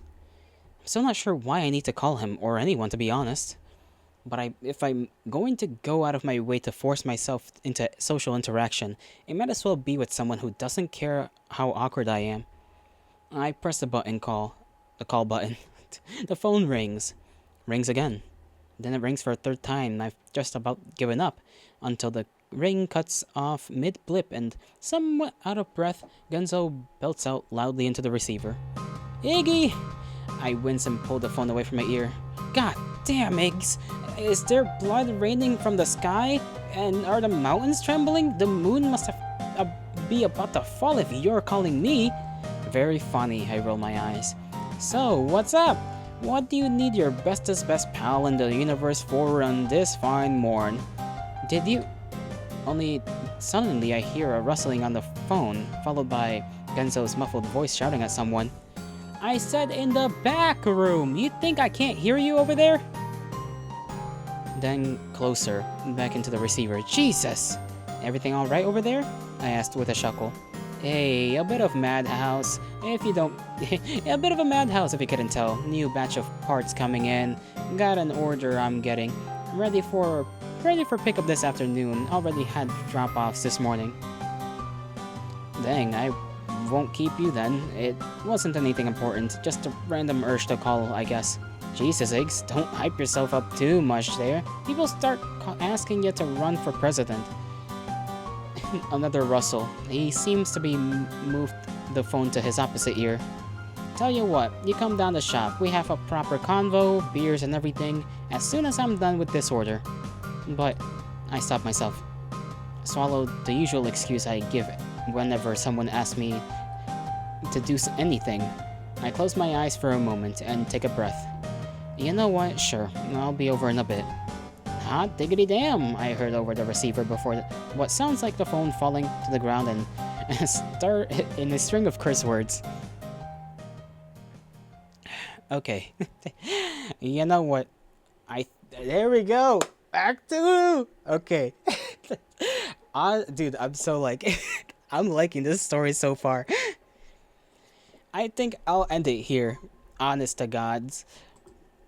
Because things are hectic. I'll probably, honestly, I'm having the mood, due to how long this game may be, I feel like I'm gonna do this every other day. I'll just play this every other day and just go, one day tomorrow we won't be doing this, Sunday we'll be back on it, Monday we're not doing this, and so on and so forth until we're done, because I'm liking the story so far, man. This is cool. This is kind of cool. Fucked up and shit, but cool. Holy shit, story's good, but you didn't expect it to be this long. Yeah, it's a long one, brother. It's a long one. Anyhow, that'll be all for today, alright? I have to go consume food and do other things as well. Are you playing You're playing every day, Gelato. What the fuck are you talking about? No. That won't do. Alright. I bid thee farewell. I hope you all have a great rest of your mornings, afternoons, evenings, and nights, wherever and whenever you are. May the gods bless you. May the stars shine in your honor. Scratch is streaming right now, so go bother him. Bye-bye.